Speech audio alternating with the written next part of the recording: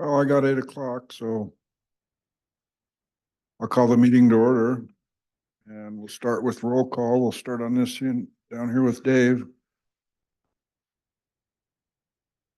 Yeah, Commissioner Bobbitt from Region 1, the Panhandle region, present. Good morning, Commissioner Tim Murphy, Southwest Region, Region 3. Good morning, Ron Davies, Region 7, the Salmon region. Don Ebert, the Clearwater region. Currently have the privilege of being chair. Good morning, Jordan Charette, Region 5, Southeast Region. Morning, Brody Harshbarger, Region 6, Upper Snake River Valley. Good morning, Greg Cameron, Region 4, Magic Valley.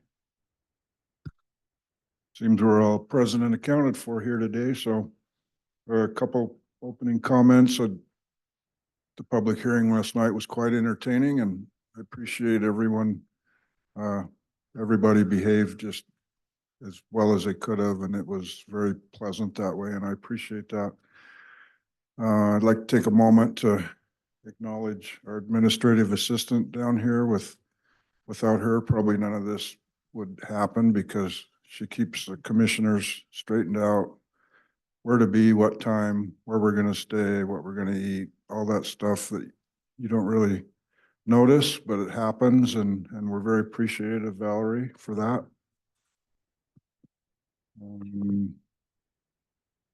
Agenda changes. I believe there's no proposed additions to the agenda, so it'll stand as is. And review of public comments, and I'll turn it over to Director Fredericks. Thank you, Mr. Chairman, and welcome everybody. So yeah, review of comments last night. We did have an excellent turnout to the meeting by my count, which was rough. It looked like we had 50 to 60 members of the public along with several staff. 23 of those people provided written testimony, or excuse me, provided verbal testimony.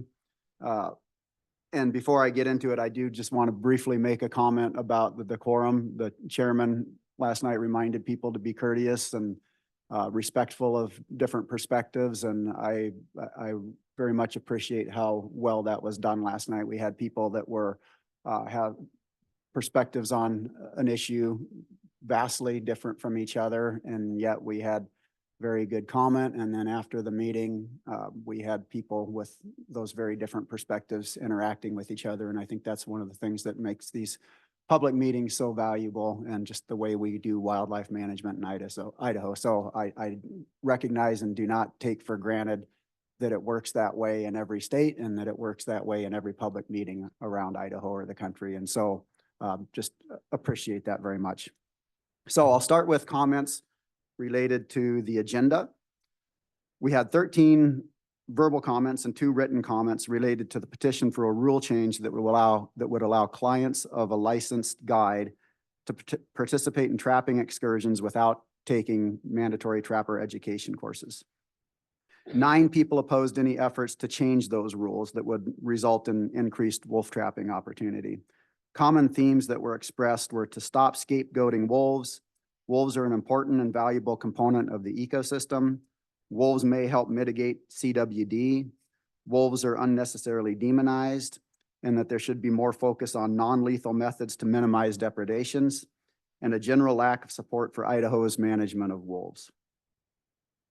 3 of the testifiers provided some of the more creative comments that we've seen. They used costumes and presented themselves as actual wolves. So I'll give them credit for a courageous and innovative way of expressing their point. I would also note that there was a comment that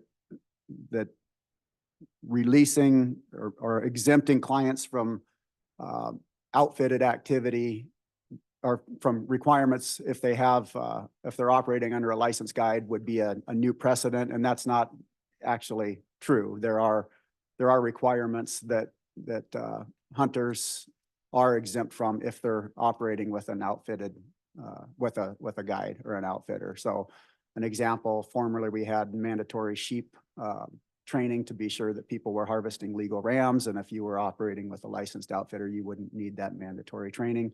Hound hunter permits, a client does not have to have a hound hunter permit. So this isn't unprecedented, the idea of exempting clients.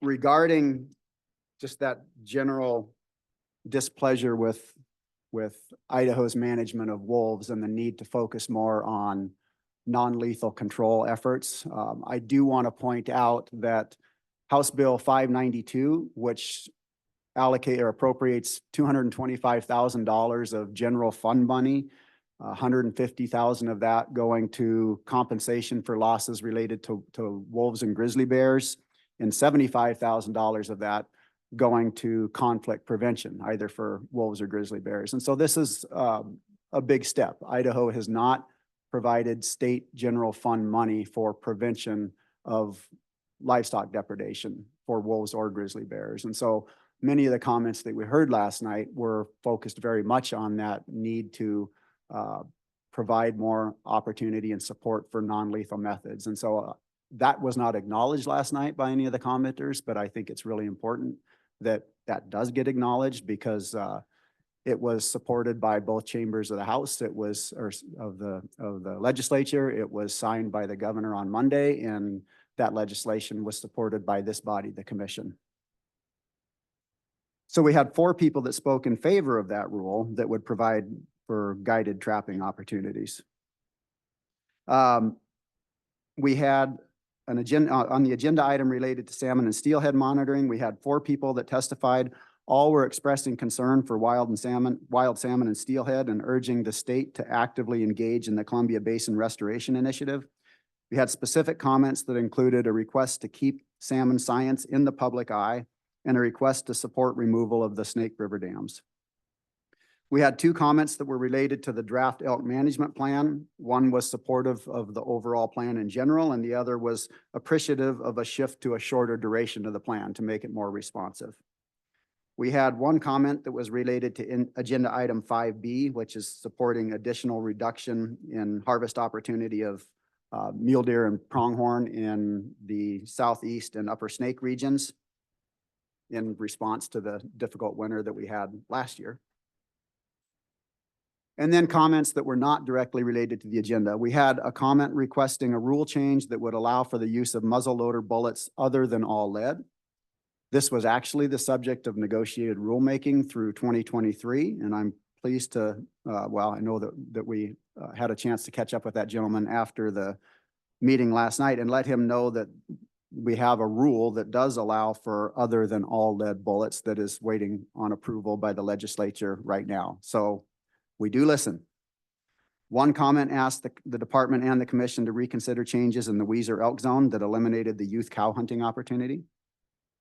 1 comment also related to youth hunting opportunity, and that was a suggestion to provide some youth-only pheasant hunting opportunity in our WMAs. And suggestion was along the lines of a rotational basis, having a portion of a WMA that would be youth-only 1 day a month, and just have that rotate around the WMAs in the Treasure Valley region, so the Treasure Valley area. So we can explore that further.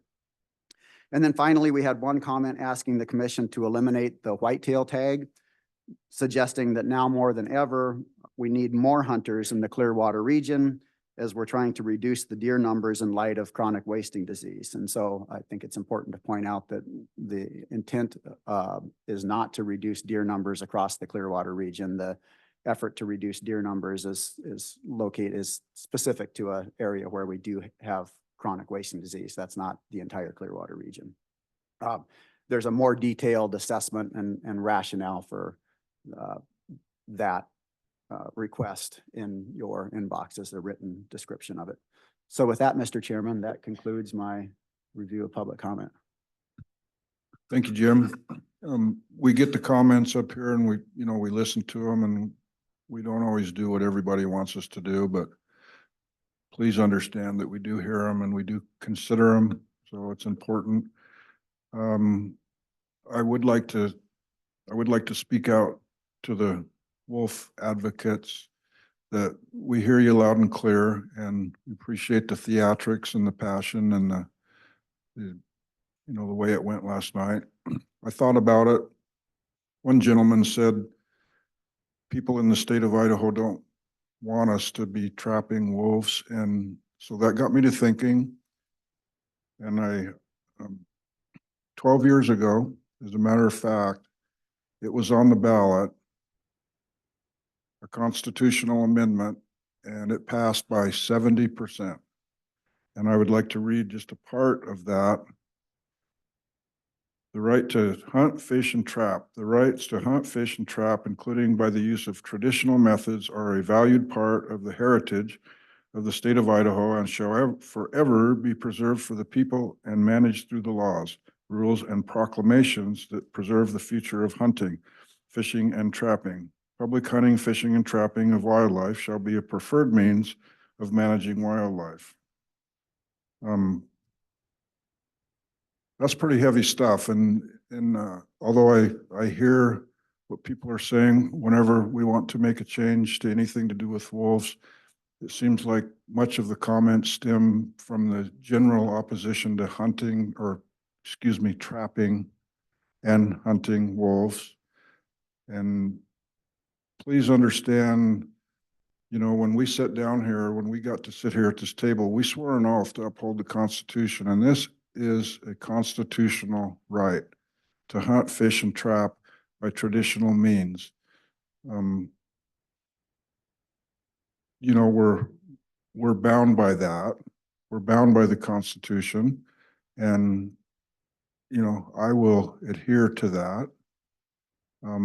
I hear the concerns, I hear the passion, but oftentimes when the comments come forward and they seem to focus on the general opposition to trapping, I'll just come right out and say it. You're not going to get very far with us if that's the way you approach it, because that is a well-established heritage in the state of Idaho. We hunt, fish, and trap in Idaho. It is in the Constitution, and it got there by 70% majority. So I don't want to in any way sound like I, you know, diminish your comments or anything like that. But when the argument always goes to a general opposition of trapping, I'll just be right out frank with you. You're not going to get much traction with that. You're just not, because we do not have the power to disobey the Constitution. I do have a great deal of respect for those people who come forward and express their views on wolves. I've said this before, I'll say it again. I look forward to the day when we say we need to back off on wolf trapping and wolf hunting.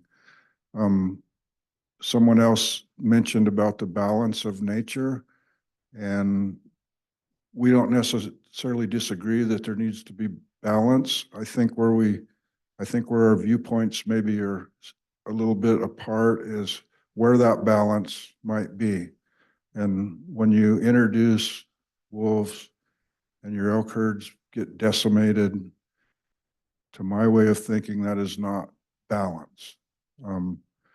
Just by the mere fact that they were reintroduced, it kind of put things out of balance. We hopefully will get to, you know, what everyone can agree is a good balance someday. Someone, well, several of them made mention of they came to speak for the wolves.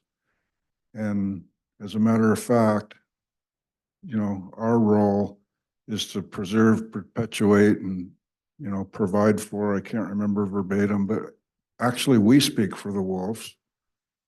We speak for the elk, the deer, the antelope, the bighorn sheep, the cougars, the butterflies, the bluebirds. That's our charge. And so don't disagree that someday we need to strike a balance. I think where we disagree is where that balance may be. Another reference was made to being in touch with nature and the whole system works together. We are a part of that. And some of us in the state of Idaho, I'm not a trapper personally, but there are people in the state of Idaho who choose to be closer to nature by participating in hunting, fishing, and trapping. And it's just on a different level, I guess, a different perspective, but to some people, that is being a part of this nature. And I guess I really don't have a whole lot more to say about that. I'm very sympathetic to the cause. I get all the emails, I hear all the comments, and I just want you to know it, it weighs on you a little bit, and it's not, we hear the comments, we take them to heart, but at the end of the day, we may have just a different perspective. And I appreciate that people come and talk to us. I appreciate that they feel like they can talk to us. And maybe someday we'll all be in agreement with what needs to happen, but for right now, we think that there's, wolves are out of balance, they're having too much impact, and we want to put things a little more in balance. It's about all the species, not just about the wolves. So with that said, I had another thought, but I lost it, which happens to me quite often, but I'll echo what I had said previously, what the director said. The decorum is very important in these discussions. I believe we need to have the discussions, and we need to be tolerant of each other and try to understand where someone else is coming from. And we'll try to understand where everyone's coming from. Maybe they can understand where we're coming from. But, this commission, I know, is a good commission. We take these things very seriously, and we hope that we can continue the dialogue into the future. I welcome the dialogue. That said, appreciate everyone.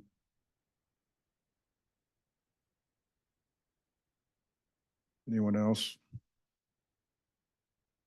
All right, I'll move on to the consent calendar, which is an action item to approve the minutes and the financial report.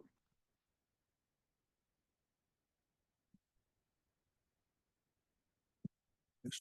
Chairman, I'd move for approval. I'll second. Moved and seconded to approve the consent calendar. Further discussion? Hearing none, all those in favor say aye. Aye. Chair votes aye, motion carries.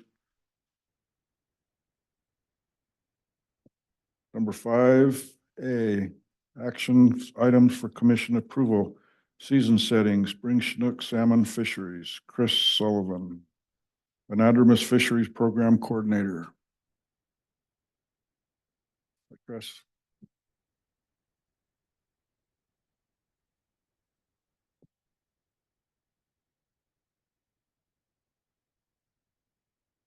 Right. Good morning, Mr. Chairman, members of the commission, Director Fredericks. My name is Chris Sullivan. I'm the anadromous salmon and steelhead harvest coordinator down here at headquarters. I'm also an avid salmon angler. So bringing agenda item 5A to you today is both an honor and an exciting event for me. And with that, we'll get into the presentation. Before we get started on talking about Chinook forecasts and about the seasons that we're proposing today, I just wanted to review kind of the timeline that we have in front of us for the season for some of our new commissioners who may not be familiar with the process. This actually started back in December of 2023 through the U.S. v. Oregon Management Agreement process. We started building our run forecasts and projections for 2024 through that forum. We used those forecasts to generate the proposals that we brought to you today. And in February, we took those to the public and went through a series of public meetings and web input time period to gain information about what the public support or other ideas were about how we set our seasons for this year. We moved forward to where we currently are in March, and we're all here today, hopefully setting the seasons for spring Chinook seasons. In April, the seasons that are set today will open in the Clearwater Basin, in the Salmon Basin, and in the Snake. And then in May, we hopefully will be coming back to you in either late May or early June to set seasons for summer Chinook. And if approved, those seasons would open in places like the Lochsa, the South Fork Salmon, and the Upper Salmon, typically in late June. Hopefully we're fishing through most of July. These seasons will close as set today on August 10th or earlier. And then in August, we'll be opening up fall Chinook seasons in the Clearwater, Snake, and in the Salmon River. And now those seasons were set as part of the 3-year rules cycle that will extend here through the end of the year. Getting to the bottom of that timeline, just to give folks an idea of all the kind of behind the scenes stuff that's happening out in the field to make these seasons operate. We'll be doing run monitoring essentially starting now and running through August. And I'll speak more about that here shortly.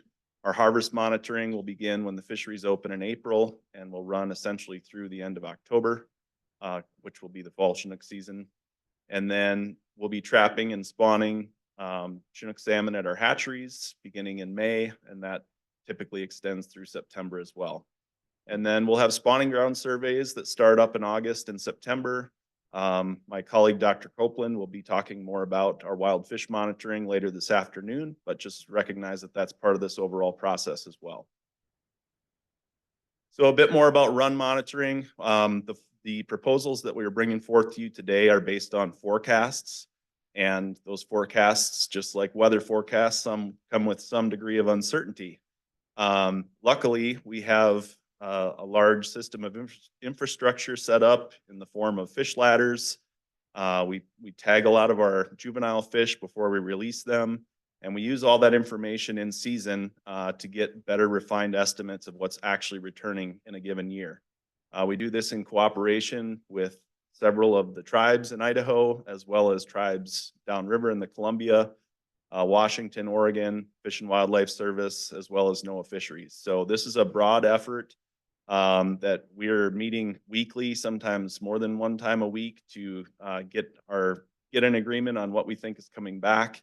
And just like in Idaho, where we may expand or reduce seasons based on what's actually coming back in a given year, that same process happens in the Columbia River fisheries. And if there are reduced abundances down there, fisheries are curtailed in a similar fashion. So just recognize that we're paying close attention to this in season, and we'll be making recommendations for changes if they're warranted. Again, before I get into the actual forecasts, I want to touch a bit about the Chinook salmon life cycle, because this is kind of the foundation for how we make forecasts. So the fish that are coming back as adult Chinook this year in 2024 began their lives in the gravel or in the hatchery as eggs back in 2020. We all remember how good of a year 2020 was, so hopefully these fish didn't realize what was happening out in the world and are doing okay. But those fish reared either in the hatchery or out in the wild until 2022, when they migrated out to the ocean as smolts. Last year, the fish that had spent 1 year in the ocean came back as jacks. And it's those jacks that we use to forecast the upcoming adult returns for this year. So typically, if there's a small number of jacks that come back, the number of adults that'll come back the following year would be low. And conversely, if there's a high number of jacks, then typically we see a larger number of adults returning the following year. I want to touch briefly on ocean conditions because they are a large driver of our Chinook salmon returns and steelhead returns in Idaho. Many of you have probably seen some variation of this chart in the past. This is affectionately known as the NOAA stoplight chart. So the NOAA Fisheries Group has a massive team of oceanographers that monitor the ocean conditions, everything from water quality to the biota that lives out in the ocean, and they've been doing this for a long time. This particular chart goes all the way back to 1998. You can see across the top are years going from 1998 through 2023, and then each of those rows and the column along the left describes the metrics that they're evaluating out in the ocean.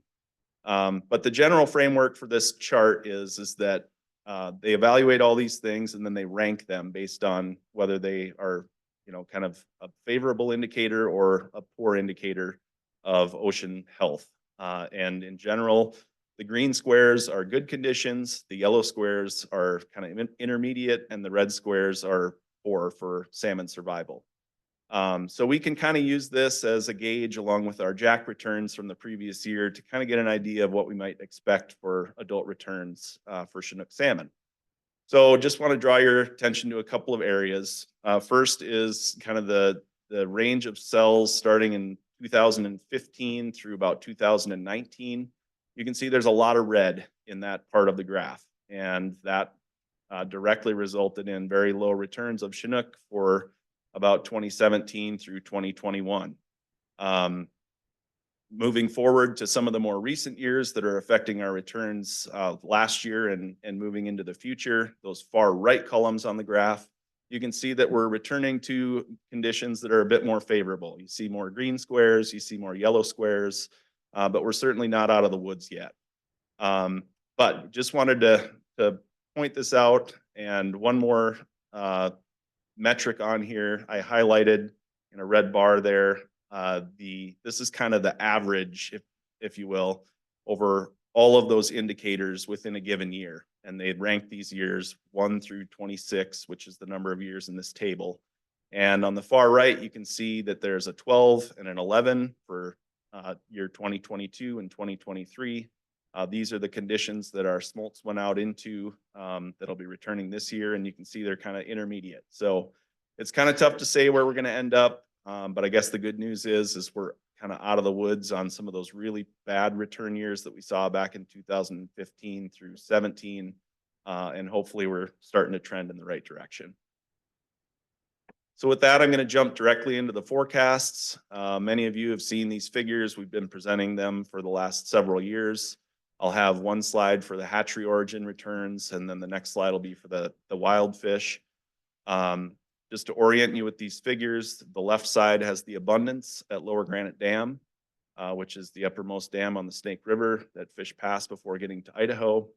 We've got the years going back to 1980 along the bottom, and then each of those gray bars represents the actual hatchery returns from those years. The exception is in 2024, that checkered bar on the far right is our forecasted return for 2024. And you can see that that number is about 37,000 fish, slightly less than our actual return from last year and a bit below the 10-year average. As you'll see with our fishery proposals, though, this still provides some opportunity for some harvest. Do you want to point out the minimum escapement goal of 90,000 fish that was approved by the commission? Just to point out that we're less than half of that minimum escapement goal. So we certainly still have some work to do with our hatchery programs and survival once they're out of the hatcheries to get closer to that number. Similar figure here for wild Chinook at Lower Granite Dam. Again, abundance is on the left side of the graph, years across the bottom. The gray bars are actual returns, and then that far right checkered bar is the forecast for 2024.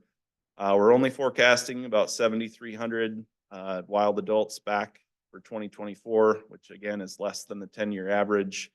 And if we zoom this out and put the minimum escapement, the Columbia Basin Collaborative Healthy and Harvestable goal for wild Chinook at 127,000, you can see that forecast of 7,300 pales in comparison to that goal. So as I mentioned, Dr. Copeland will be here later this afternoon to talk about some of our wild fish monitoring programs, but just recognize we are doing a lot of work on the ground to improve abundances for wild fish, and we'll continue to do that both on the landscape as well as in our fishery management.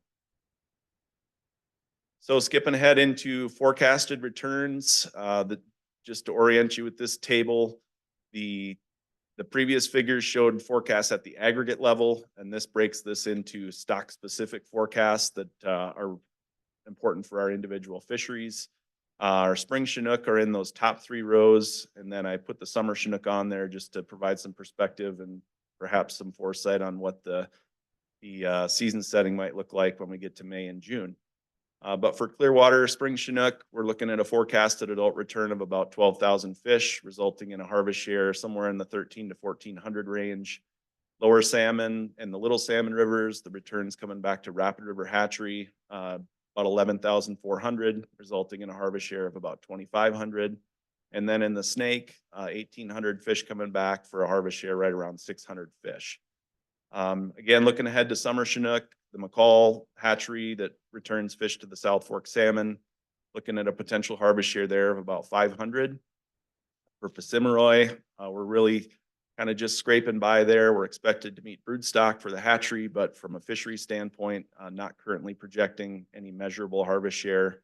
And then the Sawtooth, Yankee Fork, kind of more up in the Stanley area, looking like a harvest share of about 274 fish. And similarly for the Locksaw, about 225.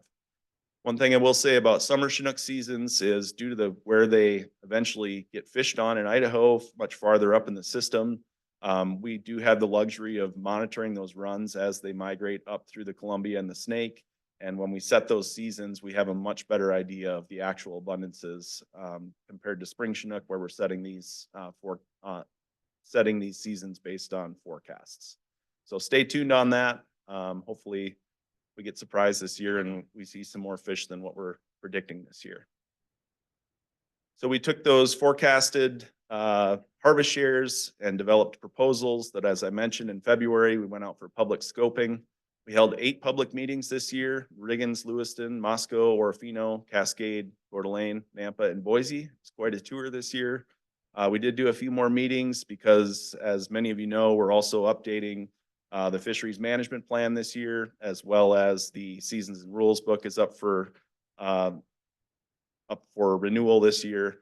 So we had a little bit broader effort and we were able to cover some more areas, but we did get 230 comments. That's kind of in the range that we see on an annual basis, 106 in person and 124 online. And we did certainly get some valuable feedback, and you'll see that here on the next slide. So many of you have seen these. These are what we call the harvest matrices for our Chinook fisheries.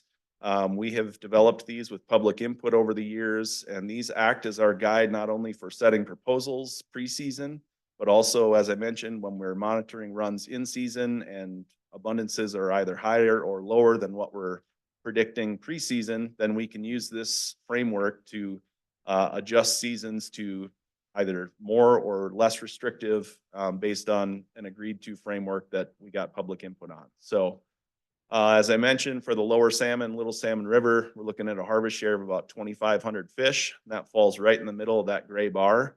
So you'd think, well, we're good to go. That's what we'll propose. However, in 2023, for those that were around, you may recall that our fishery on the lower salmon and Little Salmon rivers was very short-lived. Due to environmental conditions, the migration was delayed downriver. Those fish all pushed up into the area around Riggins all in one big swoop, and we had about 7 days of good fishing and had to shut the season down. Anglers were we received a lot of feedback about that at our meetings, and looking for ways to remedy that for the future. And of course, one thing that we can do to prolong seasons is to go to a 4-day-a-week fishery instead of a 7-day-a-week fishery. Everything else on that is the same adult limit, same boundaries, but changing that to a 4-day-a-week season theoretically would have extended that fishery a little longer. We regularly hear from our public that is one of their primary desires, is to have long seasons. So we scoped those 2 questions. Do you want to have a 7-day-a-week fishery on the lower salmon, Little Salmon, or do you want to have a 4-day-a-week fishery? And we had 56% support for the 4-day-a-week fishery in the lower salmon and Little Salmon. So that is what we propose to you today, is to follow that structure. So again, this shows the value of the public input process. If we had just gone with the matrix that we developed, we would have been in a different spot and theoretically not as in alignment with our public's opinion. Just want to show the similar matrix for the Clearwater River Basin. Again, we have our harvest shares on the left column. We're projecting about 1,300 to 1,400 for the Clearwater Basin, which puts us in that gray row of 1,000 to 2,000 fish. That sets us up for a 4-day-a-week fishery with a 1 adult daily bag limit, and really no closures to speak of out on the landscape other than what's called the Big Eddy Hole on the Clearwater River, which is a spot where harvest can really accumulate quickly and again can lead to shorter seasons. So at these kind of lower tiers, we close that Big Eddy Hole just to spread out harvest and keep seasons running a little bit longer. And lastly, for the Snake River, again, harvest share between 500 and 600 fish puts us in that 7 day a week with a 2 adult daily bag limit. And the fishery would be open from Doug Bar Boat Ramp up to Hell's Canyon Dam. So with that, Mr. Chairman, the staff recommendation is to approve the seasons as presented in agenda item 5A, and I'm happy to stand for questions. Thank you. I have a question. Could you talk about the minimum escapement number? Yeah.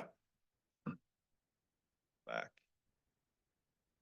So folks, remember a few processes, both the Governor's Salmon Work Group that was within Idaho, and then the kind of broader region-wide effort known as the Columbia Basin Collaborative. That was getting broad group of stakeholders together to establish goals for populations, both at the local scale in Idaho, as well as at the region-wide scale in the Columbia Basin. And through the development of that group, they came up with escapement goals for all of the salmon species that migrate back into the Columbia system as well as into Idaho. And we had separate escapement goals for both hatchery origin and wild origin fish. At the healthy and harvestable levels that I showed for the wild fish, you know, let me go back.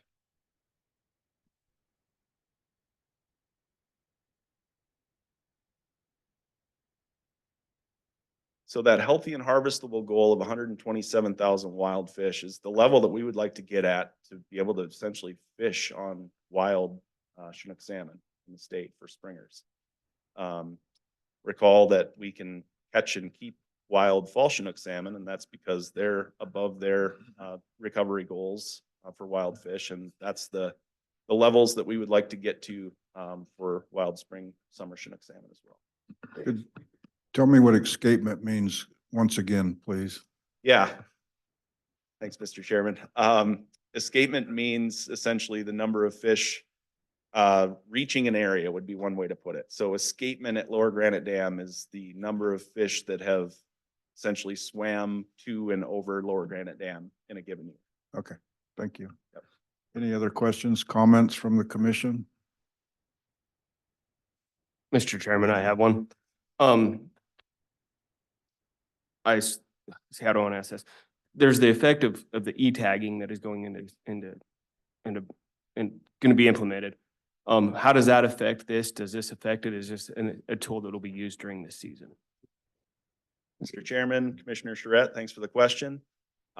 Certainly, e-tagging is on the forefront for us here with these upcoming seasons. It's an exciting management tool for us as fishery managers. Because as you know, with paper tags, we don't have that immediate feedback loop that we're going to get with e-tagging. So it's certainly, we don't know exactly how it's going to fit into our management schemes, but we do know that we're going to get more timely and most likely more accurate harvest information than we have in the past. That should make us a bit more nimble in our ability to manage these fisheries, especially as you know, it's one of the few things that we manage in Idaho that's on a quota-based system. And anytime you're dealing with that, you know, your goal is to hit that quota right on the nose. And so this tool should theoretically provide us more tools in our toolbox to be able to hit that number. So. Follow up, Jordan. Anyone else? Ron? Mr. Chairman, yeah. Chris, can you go to the slide that actually shows the salmon or the seasons, the proposed 2024 seasons? Is there a slide that shows that? These are the closest things to it. So this captures the seasons and limits.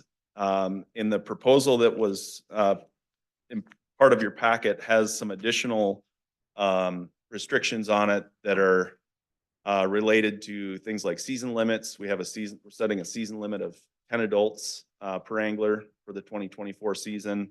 There's also some area closures that are kind of standard to the way that we operate our fisheries. For instance, around Dworshak Hatchery, there's a no wading area around Dworshak Hatchery. There's a buffer for boats on the lower Salmon River to reduce conflict between boat anglers and bank anglers and the little salmon. And some of those more refined details are in the printed proposal.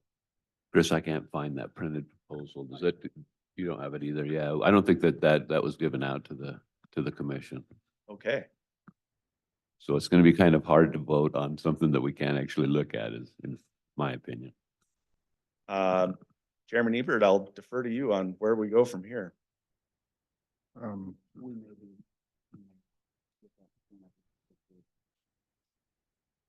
Okay, well, if you could get us all a copy of that, then we'll defer this. Okay. Defer this decision. Anyone else?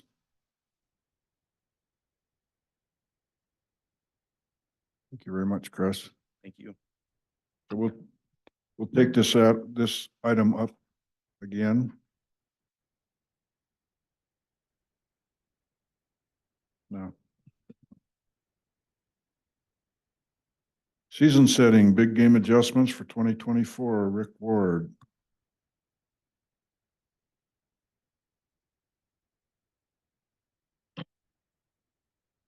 Mr. Chairman, Commissioners, Director Fredericks, good morning. I'm here to propose some emergency changes to several deer and elk pronghorn hunts in eastern Idaho for the upcoming 2024 season. Before I get into the specific proposals, I do want to mention that while big game seasons are set by the commission in odd numbered years, we do occasionally recommend changes to those seasons at other times throughout the year or through that 2-year window, often because of severe winter conditions, which is what I'll be talking about today.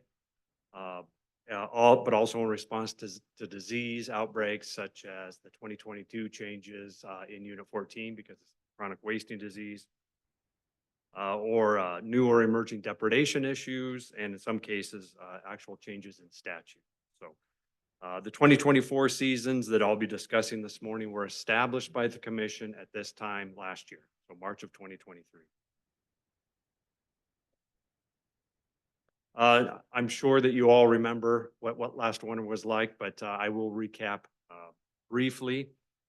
We experienced above average snow accumulation throughout southern Idaho, but eastern Idaho was hit especially hard. Emergency winter feeding of deer took place in the southeast region, but we still saw above average mortality in adult does and most likely a complete loss of last year's fawn crop. You'll see some specifics about that when Toby Boudreau comes up later this morning to give the annual deer and elk update. Most antlerless deer opportunity in the southeast region had already been removed by this time last year, but the commission took action last May to remove most of what was left, as well as address observed pronghorn declines in both the upper Snake and the southeast regions. Those changes for the 2023 season. So what we're proposing today is a couple of things: a continuation of those changes made for the 2023 season, as well as including a few additional antlerless deer or either sex hunts in the southeast region, and additional pronghorn doe fawn hunts west of Interstate 15 in the upper Snake region. So starting out with deer, what we're looking at are all or parts of 9 game management units in the southeast and upper Snake regions. And I will go through these by, I'll group them by the proposed changes. So 5 hunts are proposed, 5 hunts plus 4 associated landowner appreciation program hunts. So a total of 9 hunts are proposed to be changed from either sex hunts to antlered only. That totals 100 tags. Also within that is an unlimited controlled archery only hunt in 68A. So the exact number of tags can't be summed up there. 1 hunt plus its associated LAP hunt is proposed to be changed from either species of deer to white-tailed deer only, totaling 55 tags. And that is hunt area 68AX, so an extra tag hunt. And 3 hunts plus 2 associated LAP hunts are proposed to be closed for the 2024 season. And that is, those are hunt area 60-1 in the upper Snake region, 70-1X and 73-1X, both in the southeast region. Total of 225 tags in those those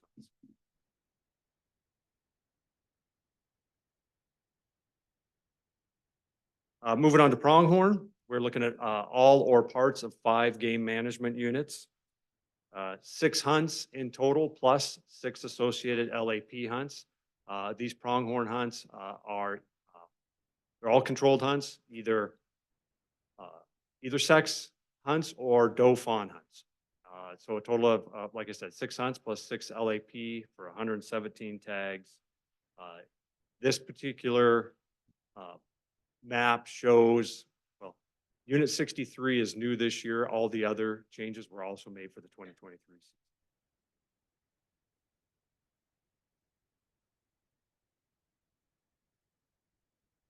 So I'm not going to go through every hunt number. These are outlined here for process, and also they're outlined on the gold sheet by hunt number.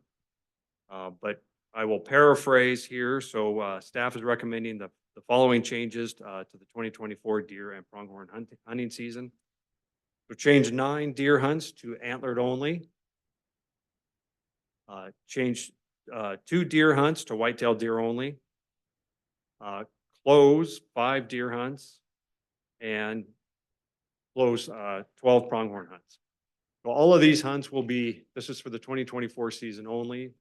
At this time next year, the commission will be deliberating on seasons for the 2025 and 2026 hunting seasons.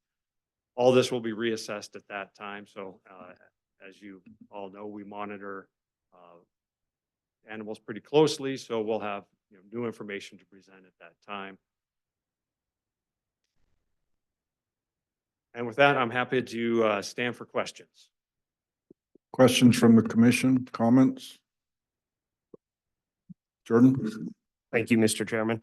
At this time last year, we proposed to not resell the non-resident tags that were returned, but that is not proposed again this year. And I was just curious the reasoning behind that. Mr. Chairman, Commissioner Charette, yes, we did look back at those numbers. A couple of things. Those numbers were very small, but the number of tags that actually get returned in those units. And those hunts are general season buck only hunts. So what we're really targeting here with these proposals are changes to, well, in the Southeast region, this would eliminate any of the, there would be no antlerless mule deer opportunity in the Southeast region with these changes. So it's really going at trying to address the doe and fawn side of the population. Questions? Go ahead. I'd make the motion if it's Go ahead. appropriate. Mr. Chairman, I move that the commission adopt the modifications to the 2024 big game hunting seasons as proposed. Mr. Chairman, I second that. Moved and seconded to adopt modifications to the 2024 big game hunting seasons as proposed. Further discussion? Hearing none, all those in favor say aye. Chair votes aye, motion carries. Thank you, Rick. Thank you.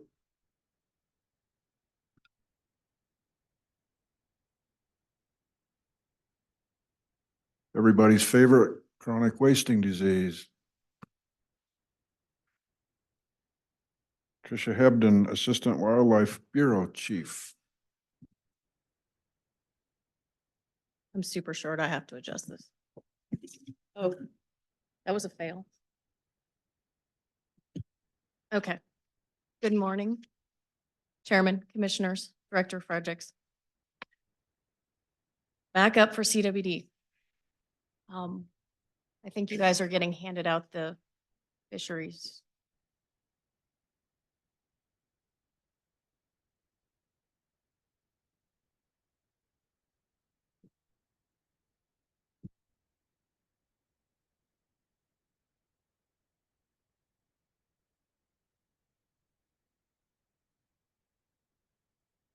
So as I begin this morning, there is a long list of people on this slide, and the reason for doing that is normally we put just the name of the presenter, but as you are all aware, the CWD effort takes a village of people in this agency to try to put all the data together and get it back to you all. Today, what we're going to talk about is the Slate Creek. I'm going to update you on the Slate Creek management action. Give you a brief update on where we're at with statewide surveillance for the year, and then present recommendations for the 2024 hunting season. So the Slate Creek management action began in February 5th and ran through the 22nd of this past month. It was done in the Slate Creek area. The goal of this was continued deer reduction to reduce the densities to minimize the prevalence in that focus area, as well as to minimize the likelihood of greater spread outside of that area. We focused mainly on deer. There were several elk that were sampled in and around the area during this. And it was a collaboration between not only Fish and Game, but Wildlife Services and the private landowners in the area. We took 155 animals. 8 of those were on private landowner kill permits, and 69% of those animals were taken on on public land, with 31% taken on private land. Of those 155 animals, 83 were white-tailed deer, 72 were mule deer. We had 11 positives out of our white-tailed deer, with a 13.3% prevalence in that focused area. In mule deer, we had a 4.2% prevalence with 3 positives. One of the things that I want you to notice is in that area, while we were doing that, we sampled deer across the river in Unit 18. 2 of those mule deer that we sampled tested positive. The river is not a barrier to animal movements. And so as we go through this, I will show you what more of our samples are from Unit 18. So this is our statewide surveillance for the year. As you see on the map, the areas in gray are the areas that we are part of our annual surveillance or our rotation. Our rotation this year was the Smoky Bennett region, which is the Unit 39 that loops around. And then the permanent surveillance areas are all of those areas that border states with CWD, so Wyoming, Montana, as well as our chronic wasting disease management zone, which is in red, and the areas surrounding that. So to date, we have sampled just over 4,000 deer around the state. In our CWD management zone and our proposed CWD management zone, we have sampled well in about over 1,000 animals in that area. GMU 14, we have 21 positives to date. That included an elk that was sick during the management action that was sampled, and it was also found to be positive. It was in Slate Creek. And the 2 GMU 18 positives. To date, in Game Management Unit 18, we've only sampled about 89 animals. If we go down to our new detection area, if everyone remembers, earlier this fall, we detected a positive mule deer in GMU 23. And at that time, by the time we detected it, animals had moved out from their summer range into their winter migration areas. And what we decided at that point in time was to do everything we could to notify hunters that were still in the field to get more samples, as well as to collect as much roadkill as we could this winter, and come back to you with a proposal, which I will present to you today. One of the things I can tell you is our efforts have doubled those sample numbers. So when we presented this to you in November, we had only sampled about 40 animals out of GMU 23 and about half the number in the other surrounding areas. So our efforts have yielded samples, but not as many as we need to determine prevalence in that area. So before I get into the proposals, effective CWD management is going to take a lot of public participation and support. We're going to have to be very dynamic and adaptive to this changing situation as we get more information in. We're asking the public to be dynamic with us as we change our CWD management needs in Idaho. And it's for that reason that we're striving to only recommend what we believe are the needed measures to monitor and manage the disease. And what I mean by that is we don't want to make the public have to do things if we don't feel that they're needed. And so that's part of the recommendations I'm going to present now. So we have several recommendations. One is to remove GMU 15 from the CWD management zone. It's in the hash marked on the map. Our other around the CWD management zone recommendation is to add Game Management Unit 18. In addition, we would like to remove mandatory testing from Game Management Unit 15, continue mandatory testing in Game Management Unit 14, as well as implement new mandatory testing in GMUs 18, 23, 24, and 32A. This mandatory testing will be only for mule deer and white-tailed deer, and it will become effective immediately upon commission approval. So why should we remove Game Management Unit 15 and add Game Management Unit 18? If you look at the map and you look at the graph below it, we have sampled almost 2,000 animals in Game Management Unit 14, and we have 71 positives to date. In Game Management Unit 15, we've sampled almost 1,100, and we have no positive animals.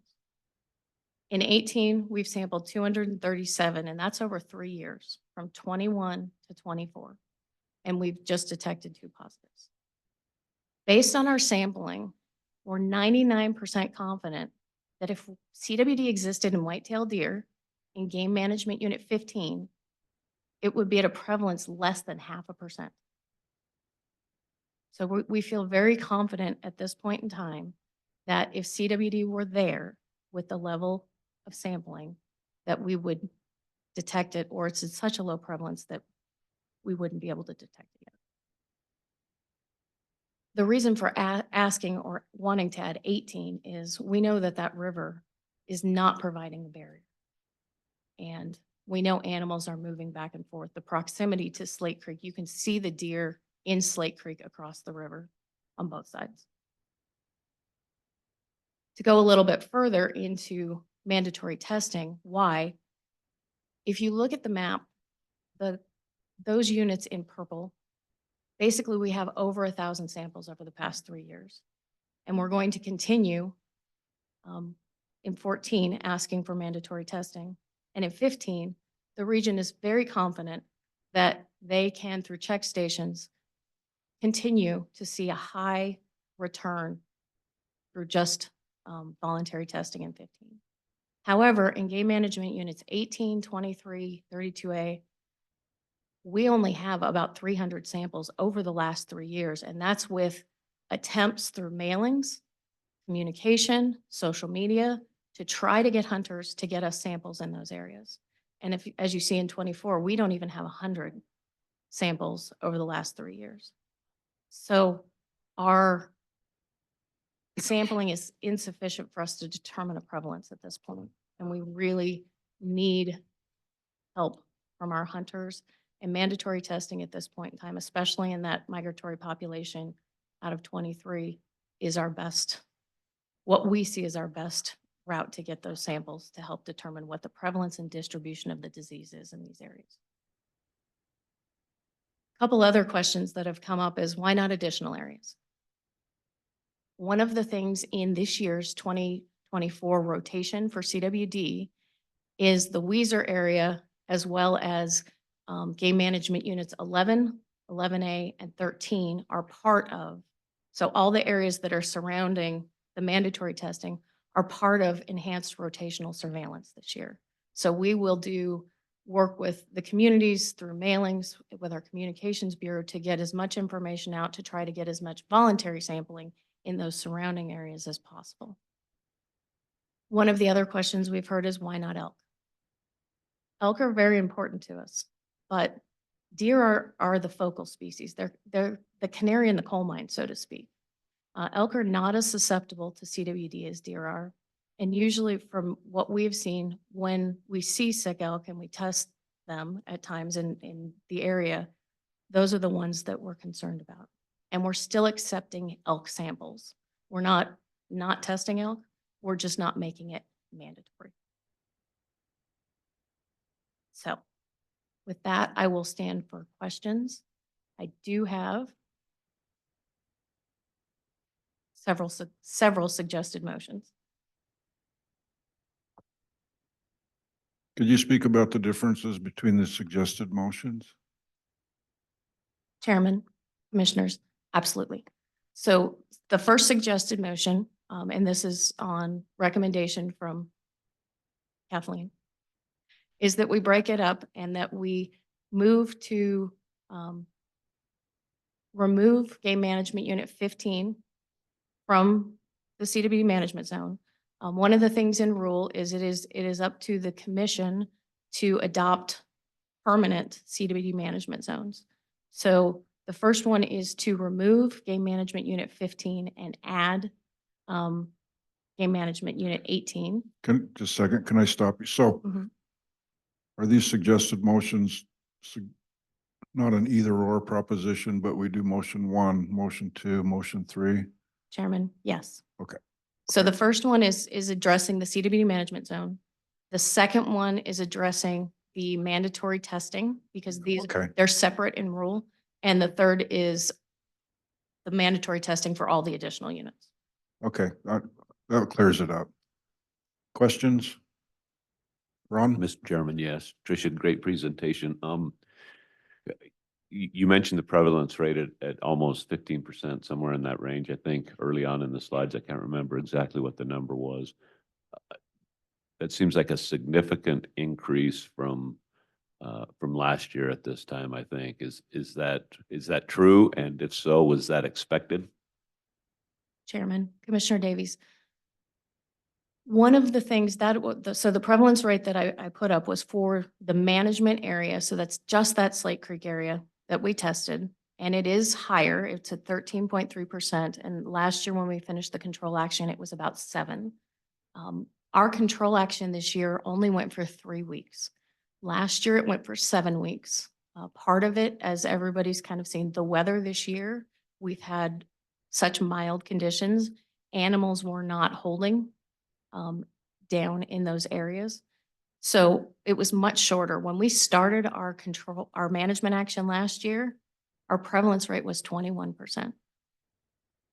So we didn't take as many animals. We took 555 animals last year. So it's one of those things that we are not surprised by the higher level based on the number of animals that we took.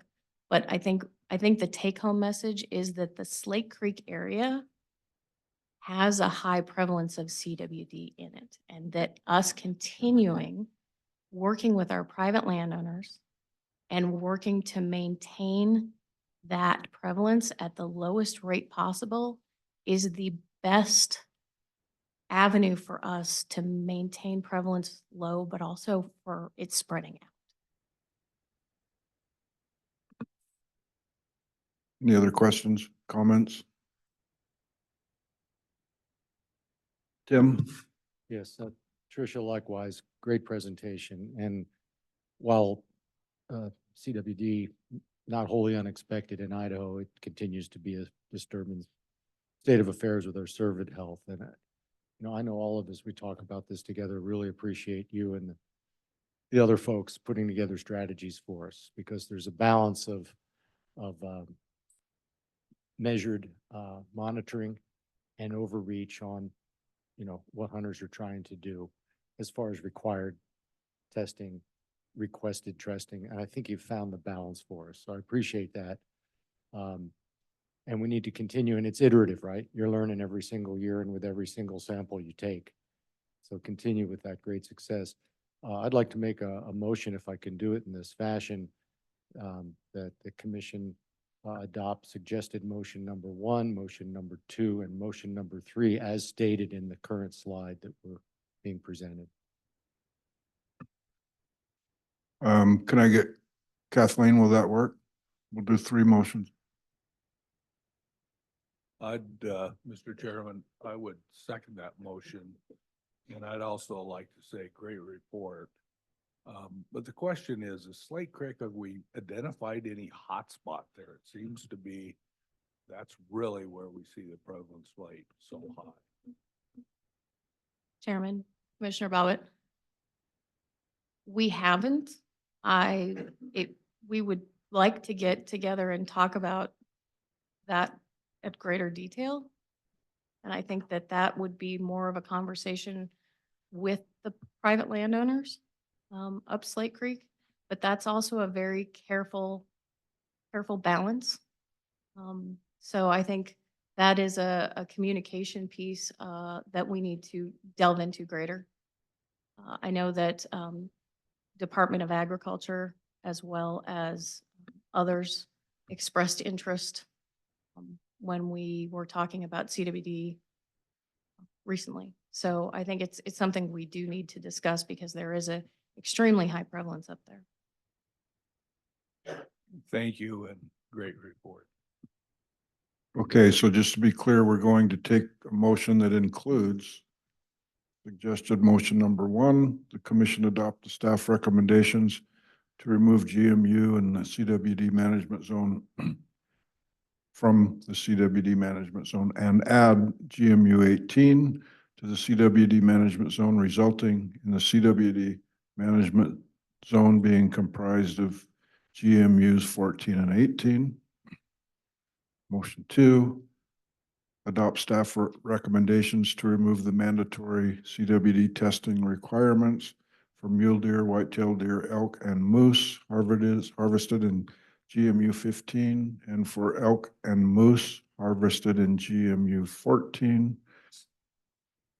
Motion number 3, adopt staff recommendations to implement mandatory CWD testing requirements for mule deer and white-tailed deer harvested in GMUs 18, 23, 24, and 32A. Further discussion?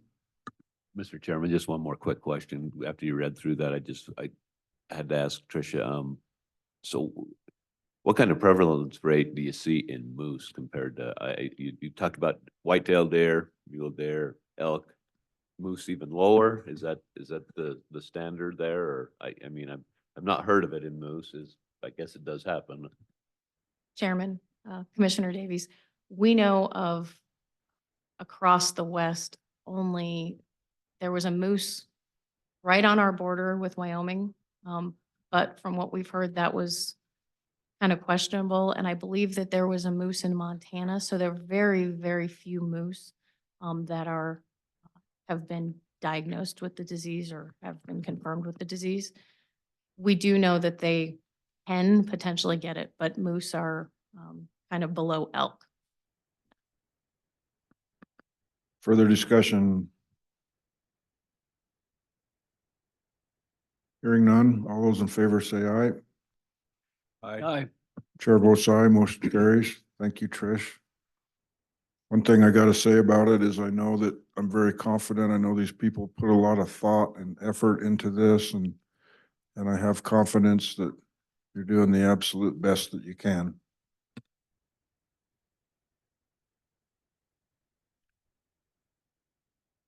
Now we're going to move on to Hell's Canyon Bighorn Sheep Disease Update from Jenna Ashling, Regional Wildlife Manager from the Clearwater region. Hi, Jenna. Hi, Mr. Chairman, Commissioners, Director Fredericks, good morning. I'll be providing you with an update on the recent pneumonia outbreak that was detected in the Hells Canyon Bighorn sheep population in December. Pneumonia is a disease often initiated by the bacteria Mycoplasma ovi pneumoniae, which is commonly referred to as a MOVI. It currently is the largest threat to many Idaho bighorn sheep populations, and exposure to a MOVI typically is followed by an all-age class die-off. The severity of these die-offs can vary, with population declines ranging from 5 to 100%. On average, about 50% of the population survives. I want to first familiarize you with the Hells Canyon Bighorn sheep population. It's a meta-population that contains 17 populations that are interconnected and span 3 states. So if you take a look at that map, those bighorn sheep populations are shaded in green, and then down the center is the Snake River. You can see those populations in Washington along the Snake River and then the Grand Ronde River. Those moving into Oregon, which again are along the Snake River, and then the Imnaha River. So looking closer at those populations that we have in Idaho, they go along the Snake River from Lewiston south to the Brownlee Reservoir. We have the Unit 11 herd, which you can see identified there along the Snake River, the confluence of the Salmon, which is the divider between Unit 13. And the populations in 13, 18, and 22 along the Snake River. These population designations are based on radio collar data and genetics work. Now, the Hells Canyon population is not only known for its iconic rams and coveted tags, but also the work that was done to clear a movie in this population since 2018. And we saw the populations grow and expand, specifically in Unit 11. However, in December of 2023, a movie was once again detected in the Hells Canyon population. By all indications, this was an early detection of the outbreak. Since mid-December, there have been a total of 14 mortalities attributed to pneumonia or a movie in all 3 states, 12 of those being in Idaho and 1 each in Oregon and Washington. So this is an Idaho-centric outbreak. So again, looking at that map, those bighorn sheep populations are shaded in green. We have the movie detections that are outlined, or red dots there. Those not detected in black, and then we do have a pending mortality. So you can see Unit 11 and the mortalities there. Moving down that map, the second dot, kind of off to the left where the Grand Ronde comes in, that's the Washington mortality. So then moving down with those detections in Unit 11, kind of towards the top of that cluster, right next to that black not detected is our Oregon mortality. And then you can see the ones that are in 13 and then GMU 18. So these mortalities, both the detected and not detected, have been identified through radio collars, during field monitoring by the department, and from reports by the public that include pickups that were brought in for pinning. So like I stated, this map not only shows you where a movie has been detected, but where it hasn't been detected. And so most of those have been along the Snake River corridor, and it hasn't moved into those populations outside of there yet. So taking a look at the timeline of these mortalities, the month of December, after when that initial detection happened, we had 4 mortalities, 3 of those in Idaho and then the 1 in Washington. Then moving into January, we identified 8 mortalities, 7 of those in Idaho, and then that first one in Oregon. Then in February, we had 2 mortalities that were attributed to pneumonia or a movie. And then in March, we currently have the 1 pending mortality. So we can see we had that detection in December, and then things increased into January, and they've slowed down moving into February and March. So we are seeing less movie detections, which is encouraging, but it doesn't mean that this outbreak is over. So if we're looking specifically at Unit 11, where the controlled hunt occurs, there have been a total of 8 movie mortalities, 4 of those adult rams, 2 ewes, and 2 lambs. And so taking a look at the map, the controlled hunt boundary is now outlined for you. And again, those detections are in red and not detected in black. And the bighorn sheep populations is what's shaded in green. And again, to point out the second red dot to the left there where the Grand Ronde comes in, again, that is our Washington mortality. And then moving down again to that cluster at the bottom of that controlled hunt, the one next to that black dot there again is the Oregon mortality. And so if you are counting dots, much like I probably would, you don't count 8 there. And that's because down in that cluster, there are a couple that are on top of each other so that you can't identify them. They're so close in proximity to one another. So we are aware that we don't know about every mortality that occurs, but we can take a look at the number of collared sheep that we have and compare that to the number of Moyie mortalities to determine what proportion of the population we would expect to see die from Moyie. So focusing in only on our collared adult rams, of 9 collared rams, we have seen 2 Moyie mortalities in Unit 11, showing a 22% mortality. So we consider this to be a low mortality outbreak to date based on our field observations as well as that proportion of collared sheep. Additional information that we have to determine the extent of this outbreak are population estimates. The department conducts an annual mark resite survey in late November. Also, after that initial detection of Moyie, the department conducted an aerial survey in January. Those estimates are outlined for you there.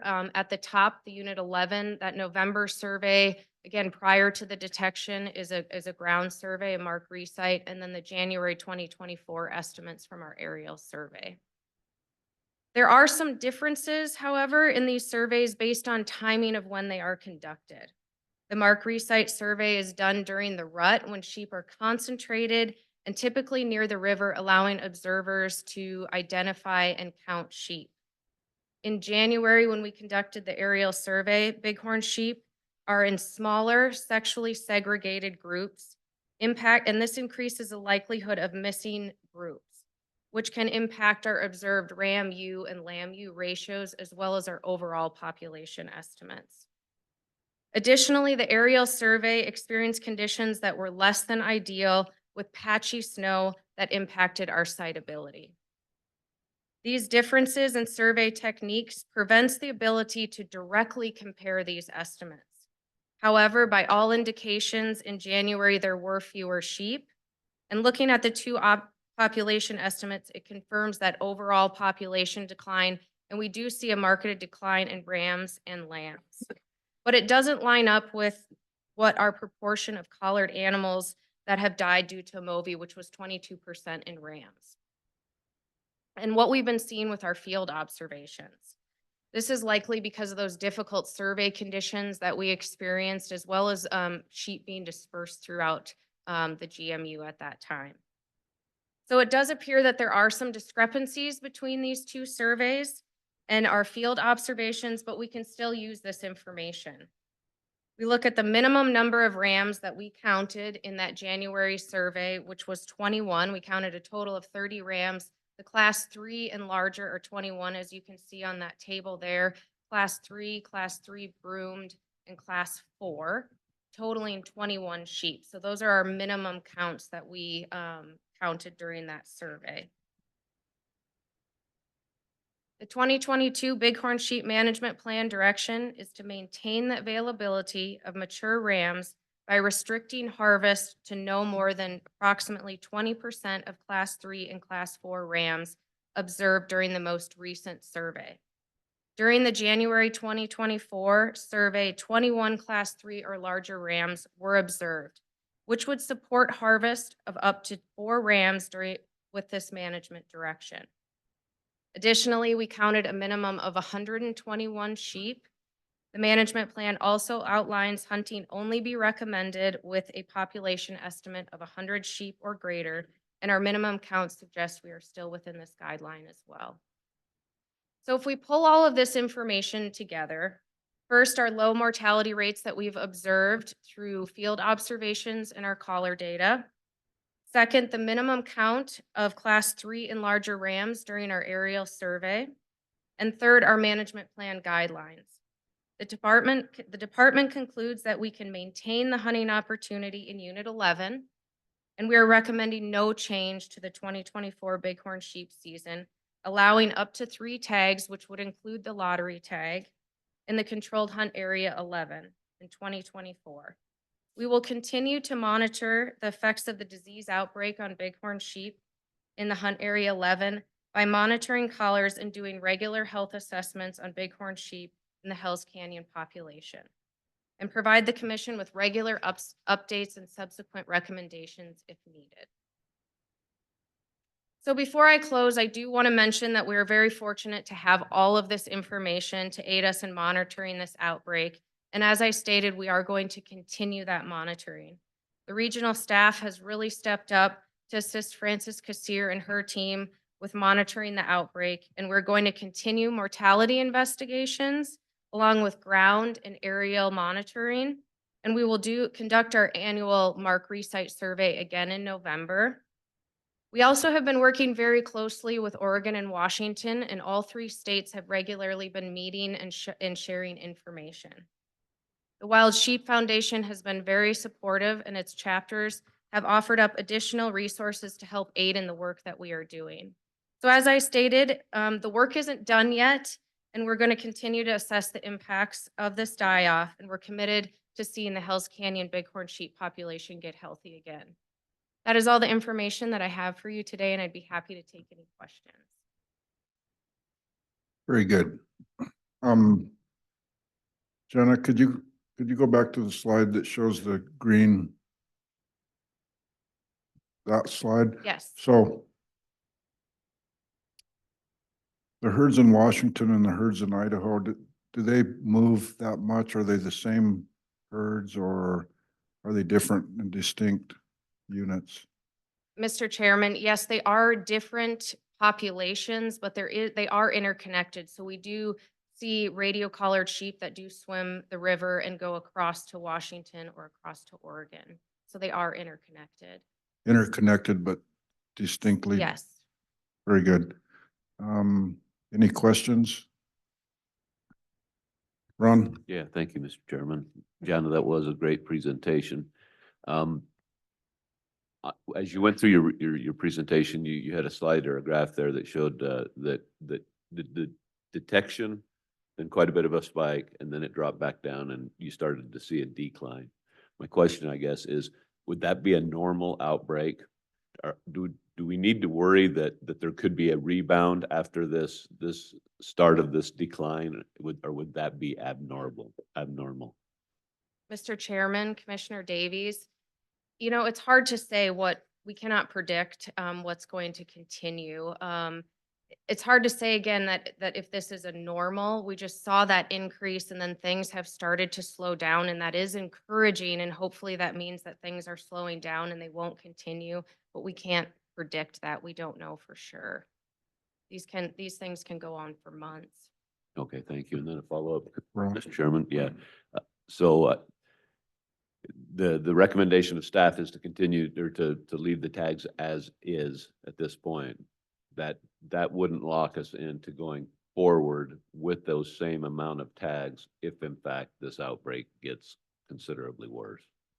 Mr. Chairman, Commissioner Davies, yes, it doesn't mean that we have to stay with that. If we continue, again, we'll continue to monitor those mortalities. We start to see an increase in mortalities from radio collared sheep, reports from the public, with, bighorns coming in for pinning. If we start to see an increase in that, we can relook at things and we would bring a recommendation to make a change to that. Again, we're committed to continuing to gather this information. We'll do our Mark Resite, and in next season setting, we'll take all that information to perhaps recommend another proposal, but it doesn't have to stay that way, if that answers it. Thank you. Anyone else?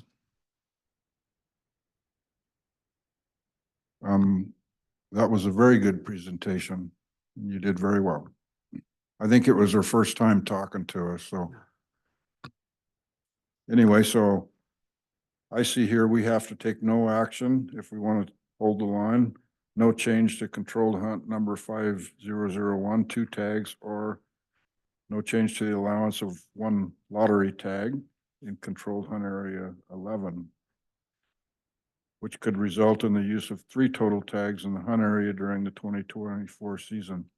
You know, when we get a Moyie outbreak, I think the first thing is, oh my goodness, we need to reduce tags, which I kind of grappled with that myself, but I've went out, I've seen these people work, Francis and Holly and Jana and the whole crew at Lewiston, and I'm confident if they tell us that we still have the numbers to allow these hunts, I'm gonna hang my hat on that, and because I know You know, when I went out on sheep counts, I can't keep up with those ladies. They're into it and they got it. You know, they're pretty competent individuals and I know they're on top of this, so. Any other questions, comments? Thank you.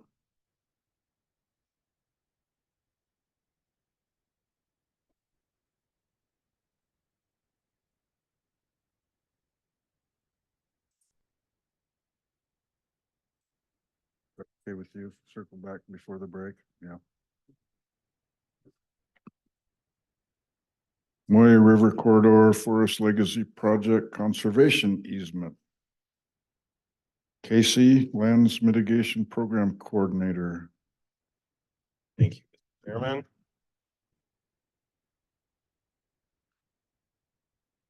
Morning, Chairman, Commissioners, Director Fredericks.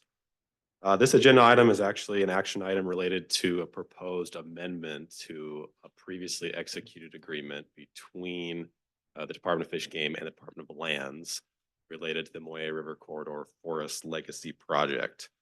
So this project was previously presented to this commission back in May of 2023. That time, the commission directed department staff to contribute $300,000 of access funds to the Department of Lands to help close one of several conservation easements that makes up this project in Boundary County. That contribution of funds was made. Fish and Game funds are sitting in an escrow account right now.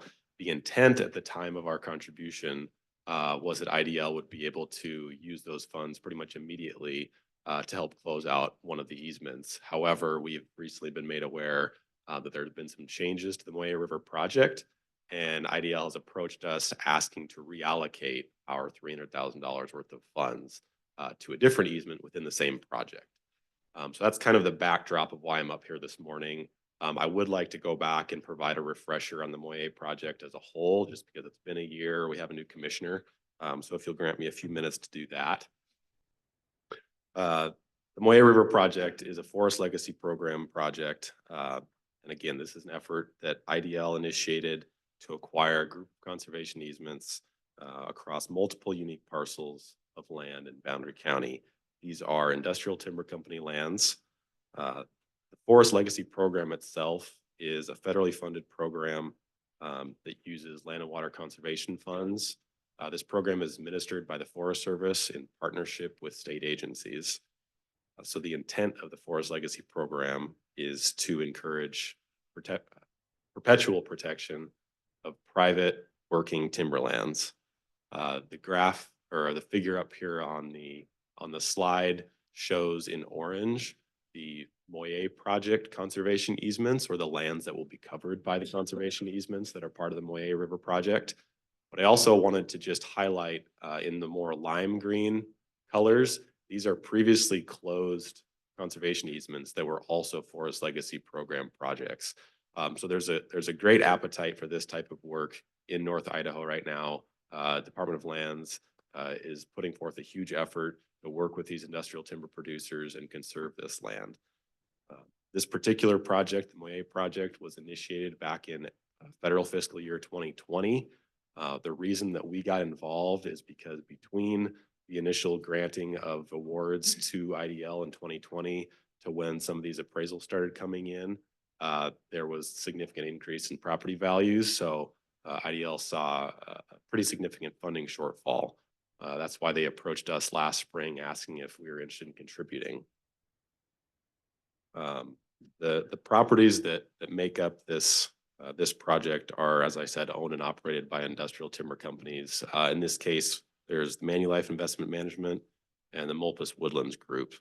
Both of these landowners wish to work voluntarily with IDL to put conservation easements on these lands. There'll be 6 total conservation easements that cover all those orange squares that you see. And here's a zoomed in look at what the actual parcels that will be covered by easements look like. So as I said, there'll be 6 unique easements. These properties are kind of checkerboarded. We're just north of Bonner's Ferry, north of Moyie Springs, on Dawson Ridge here. There's quite a bit of Forest Service land interspersed between these parcels. as well as some smaller private parcels. This area is pretty significant in terms of wildlife habitat. There's very high quality big game habitat, fur bear habitat, obviously a plethora of small game. And we're in between two grizzly bear recovery zones in this area. This is a highly utilized recreational area as well. And Fish and Game has a vested interest in this area. We've got a lot of these lands that are shown here on the map that are proposed for conservation easements are already enrolled in Fish and Game's large tracts program. So we're actively paying these timber companies to ensure that we can get public access onto these properties. Once these easements go through, that public access is part of the easement language, and therefore it'll be available in perpetuity along with the easement language. As I said, all these easements will allow that for that public access, but more importantly, we're also going to be getting an assurance that none of these properties will be developed at any time in the future. But as I said back in May, this is an opportunity for Fish and Game to throw our support behind a project in a landscape scale effort that really directly ties into our mission. Our contribution of $300,000 is relatively small in the grand scheme of what has become a $15-ish million project for IDL, but it is critical in order for them to get all of these projects across the finish line. And when we contributed our $300,000 of funds last spring, the intent was that money would be tied directly to one of the easements that was furthest along, ready to be closed right away. That was this easement called the Curly Creek easement down in the southeast corner of the project area. It's about 300 acres. Unfortunately, at the last minute, the land managers decided to pull this parcel from the project. And that is why we're in the situation we're in now, where our funds are just sitting in an escrow account, not tied to any particular easement anymore. So IDL's desire is that they will move our $300,000 of funds from the Curly Creek easement, which is no longer in the project, up to the Moyie River Corridor Jackson Timberlands Opportunity TriStar, or MRC JTO easement. That's shown here in the red circle. It's these two blue blocks. They are, I'll zoom in here. There are two nearly full sections, so about 1,254 acres. These properties are right here in the heart of the Moyie project on Dawson Ridge. They're surrounded by quite a bit of forest land. Some of the larger private tracts that you see on this image just to the south are also going to be included in the Moyie project, so they'll also be protected by conservation easements. There's some existing Fish and Game property nearby that's part of the MacArthur Lake WMA. There's a great road network that's already in place through the existing Forest Service and timber company lands and some county roads. And as I said earlier, these are two of the parcels that we do currently have enrolled in the large tracts program. So when this conservation easement closes, we'll be able to remove our agreement and end our annual payments to the timber companies because that public access will be ensured. So at this point, the department has already amended its existing agreement with Department of Lands to specify this change from the Curly Creek easement to the MRC JTO easement. Just yesterday, the Department of Lands presented this proposal to the Land Board and got approval to move forward with closing on this. Department of Land staff expect that this will be closed sometime in May of this year. So before I close, I just want to remind and make sure this is absolutely clear that these are easements that the Department of Lands will hold. Fish and Game does not have any management or stewardship responsibilities or any ownership interest in this property or any of the properties that are involved in the Moyie River project. But certainly Idaho's wildlife and our constituents will definitely benefit from this project moving forward, which is why staff recommendation is to keep our $300,000 initial investment in this project and direct IDL to reallocate it to the MRC JTO easement. So with that, I'm happy to answer any questions. Questions, comments from the commission? Mr. Chairman, I'm familiar with this project, and with that, I'd like to move the department direct IDL to reallocate $300,000 in department access funds to assist in the completion of the Moyie River Corridor Project and the acquisition of the Moyie River Corridor, Jackson Timberland Opportunity Conservation Easement. Very good. Do we have a second? Mr. Chairman, I'll second that. second that. Moved and seconded. Further discussion? I do have a comment. Every time I thought of a question, then you answered it. So, good job. Very thorough. Thank you, Mr. Chairman. Yeah, you do good work. Further discussion? Hearing none, all those in favor say aye. Aye. Chair votes aye, motion carries. Thank you.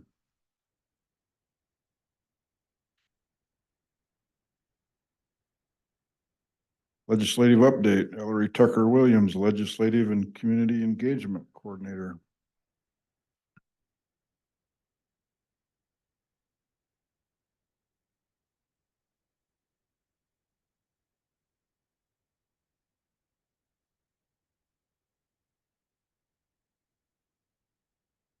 Mr. Chairman, members of the commission, I almost said committee, have it out of that.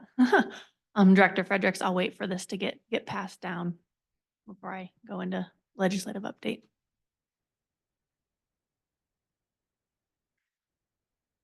All right, everyone have a copy? No.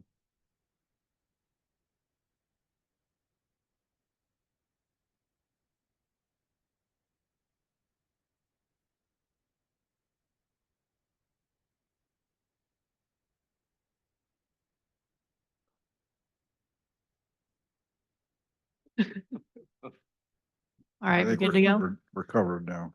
Fantastic.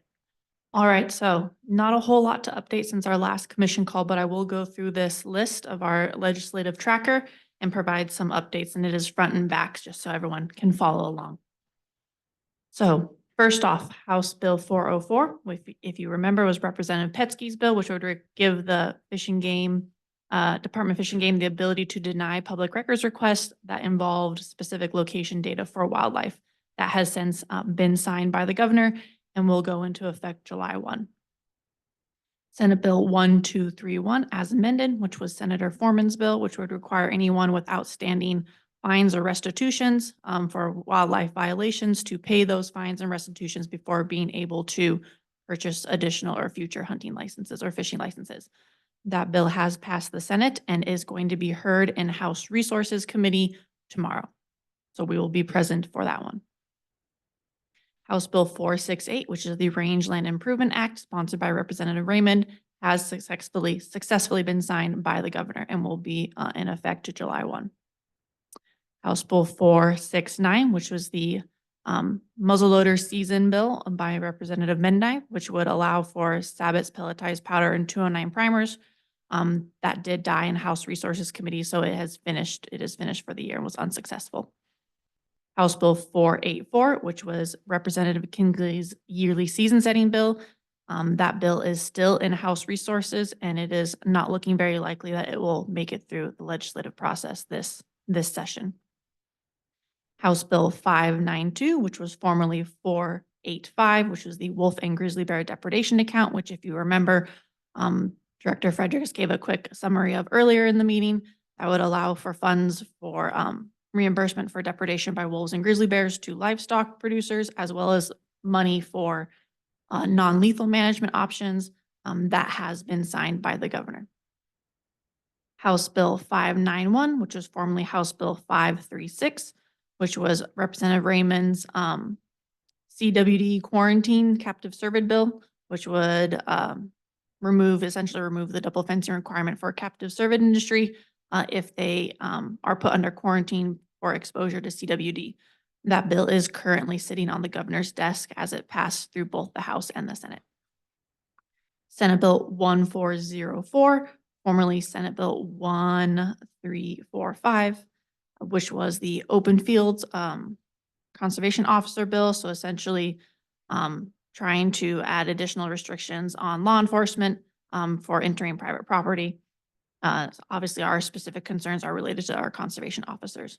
That bill is still in Senate Judiciary and Rules. And as it moves through the session, we get closer to a sine die, it is looking less and less likely that it will make it through the legislative process.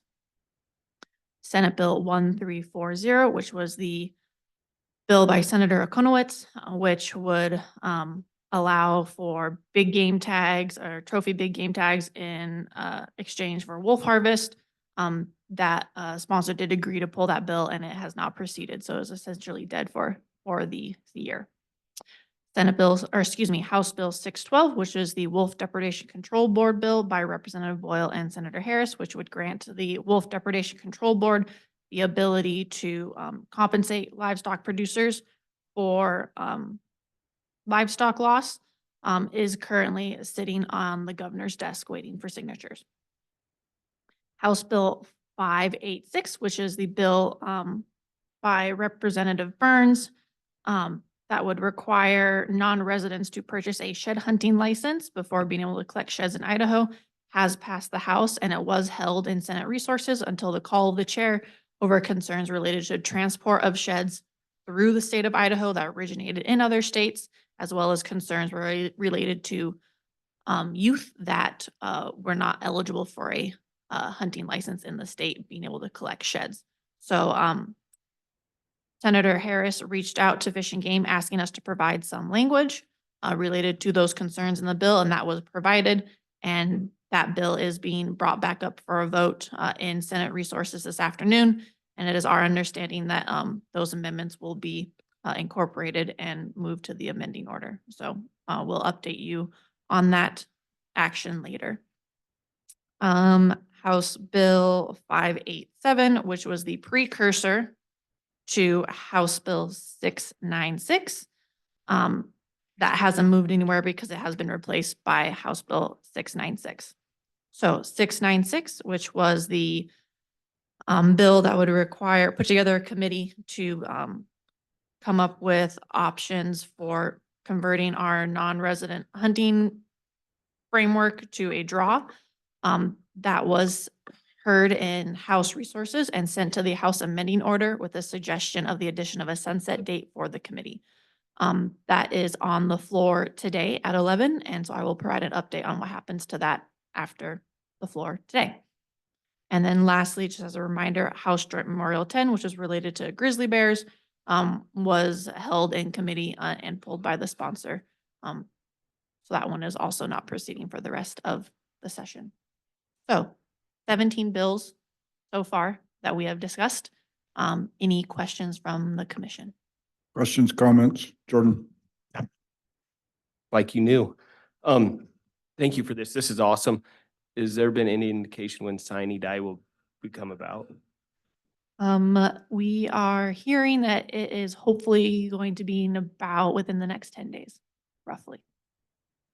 But that could change. But they really want to get home and start campaigning.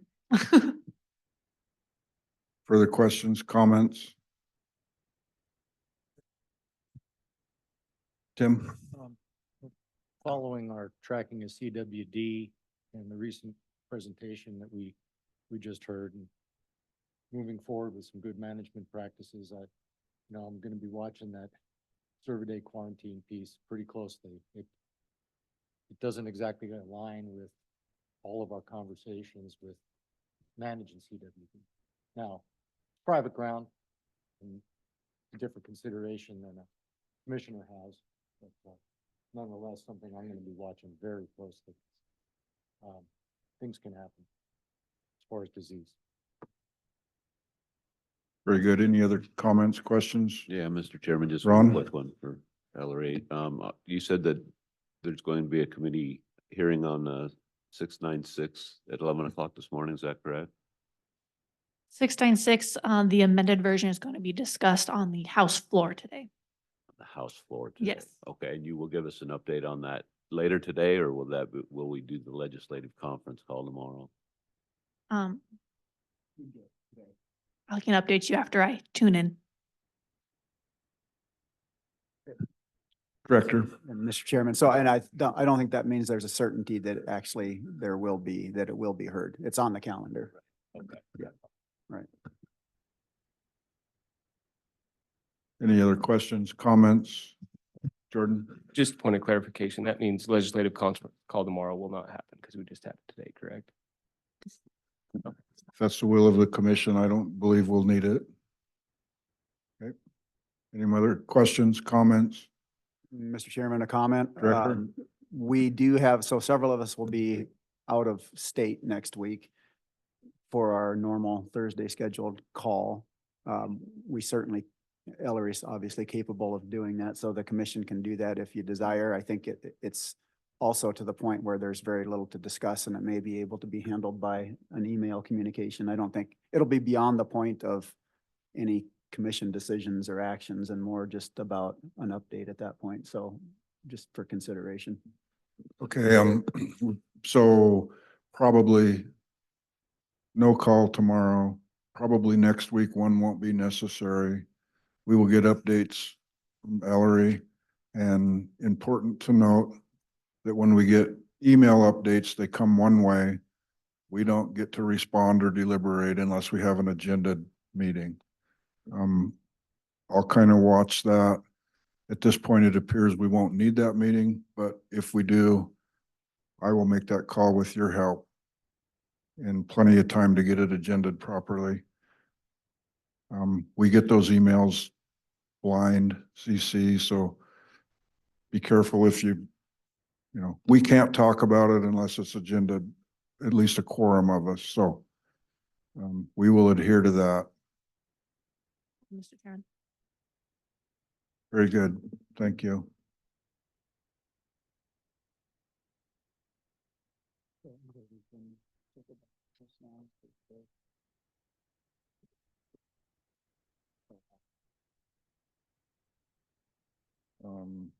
You want a minute to review that or can? I think we'll circle back now unless I hear an objection to Chris for the season setting spring Chinook salmon fisheries.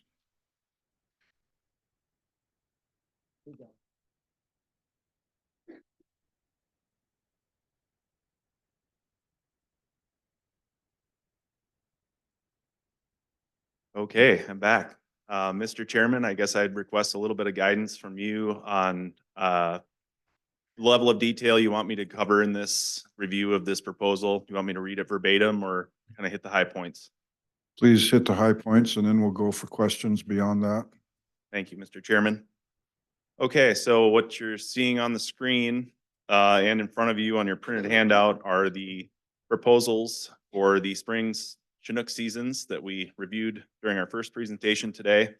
So I'll hit the high points. The following areas will open to Chinook fishing on April 27th, 2024.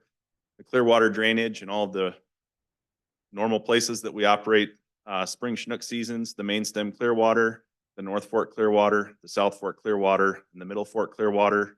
The Salmon River drainage, the lower salmon would open from the Rice Creek Bridge upstream to Shorts Creek.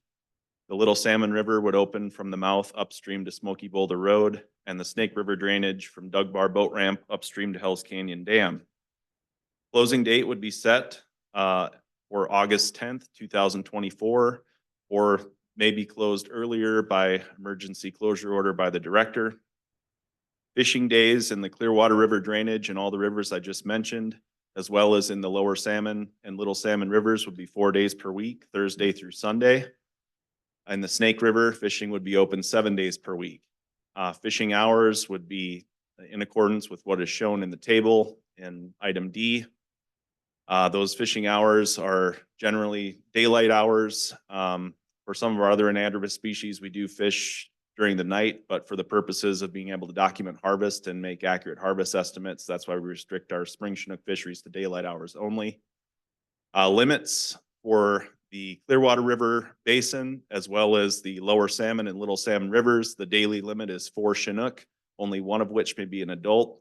Possession limits in those systems are 12 Chinook, only 3 of which may be adults. In the Snake River, below Hell's Canyon Dam, down to Doug Bar Boat Ramp, the daily limit is 4, only 2 of which may be adults. And the possession limit is 12, only 6 of which may be adults. For a statewide season limit, for the seasons going up through August 10th, 2024, it would be 10 adult Chinook per individual. And adult Chinook are defined as any Chinook greater than or equal to 24 inches in length. Jacks, which are not required to be carded and do not count in an angler's season or in their season limit, are less than 24 inches in length. And for spring Chinook seasons, anglers may only harvest adult Chinooks and Jack Chinooks and salmon with a clipped adipose fin. We have a slew of special restrictions in the Clearwater River Basin. These are consistent with what we have had in previous years, and they, as I mentioned, are closures specific to areas that reduce conflict and also keep anglers off of some federal property at Dworshak Hatchery that is generally closed for public fishing. Similarly, there's some boundary language for the North Fork Clearwater that is consistent with what we have operated our fisheries on in the past. Again, this is related to wading restrictions and some areas where boats can and cannot operate. In the South Fork Clearwater River, we do have a restriction for single point barbless hooks. This is in recognition of protecting some of our cutthroat populations that exist in the South Fork Clearwater. And then finally, in the Lower Salmon and Little Salmon rivers, we have some boundary restrictions, again, related to managing boat and bank angler conflict and providing good opportunity for both of those groups of anglers to use the river successfully. So with that, Mr. Chairman, that hits the high points of the Chinook proposal, and the staff recommendation is to approve agenda item 5A as written. Thank you, Chris. Discussion, comments? Mr. Chairman, sorry. Hey, I just want to be clear. There is it the Little Salmon and the Lower Salmon, Little Salmon River. There's enough return to having a 7-day-a-week season. Is that correct? But then the sportsman came and said they want a 4-day week. So theoretically, is that correct? Yes, according to our harvest matrix, we would have fallen into that 7-day-a-week tier. And you know, in theory, you could operate any fishery on a 7-day-a-week basis. But what we try to accomplish with restricting things to a 4-day-a-week fishery is to prolong season length and allow anglers more opportunity to fish through a longer duration of the year by going to that 4-day-a-week season. And that was the 4-day-a-week what was supported with 56% of our respondents to our public input process. So it was 56% said they wanted that. The 4-day-a-week, correct. Okay. Slight majority. And Mr. Chairman, if I could just add to that, Chris said it well, but there's nothing magical about that framework. It was just something that was developed. It's not in rule or anything else. It's just something that was developed with the angling public on if we have this many fish, how do you want to quote unquote allocate them to extend the season and provide harvest opportunity. And so it's not carved in stone. And to Chris's point, even though that was something developed in conjunction with anglers, what we're hearing from anglers now is, well, let's tweak that a little bit. So no reason not to be flexible. And if that's what people seem to want going forward, then we'd logically change the framework to reflect that. And if not, we'd go back. Mr. Chairman, Yep. Director Fredericks, we certainly are having those conversations with the fisheries managers and recognizing that, you know, it's good to continue to review those harvest matrices and tweak them as we learn more and our fisheries change as well. So thank you for the question. Mr. Chairman. Go ahead, go ahead. Yes, I just wanted to tell you, I think that just shows the department's welcoming of change and comments. And for those people that think that they're not responsive, this is a perfect example of you guys doing what the public's asking. So thank you. Well, last year kind of changed perspectives maybe a little bit, because as I understand, all the fish came in a short period of time. It was the best fishing you could imagine for a few days. And although you never know what the year is going to be like, how the run's going to come in, you know, in hindsight, maybe we would have been better off to fish a little bit longer. And knowing that this year, we're going to allow to fish longer. We'll see how that works out. Every year is different, isn't it? Certainly is, Mr. Chairman. Any more questions, comments? Not, I would entertain a motion. Okay, Mr. Chairman, I will take that on. I will move that we adopt the spring Chinook salmon fishery proposal for season setting as presented here at the meeting. I'm happy to second that motion. Been moved and seconded to approve this as presented. Further discussion? Hearing none. All those in favor say aye. Chair votes aye. Motion carries. Thank you, Chris. Thank you. Now we'll have a break. 10:15, that's 20 minutes. Thank you, sir. Sorry about that.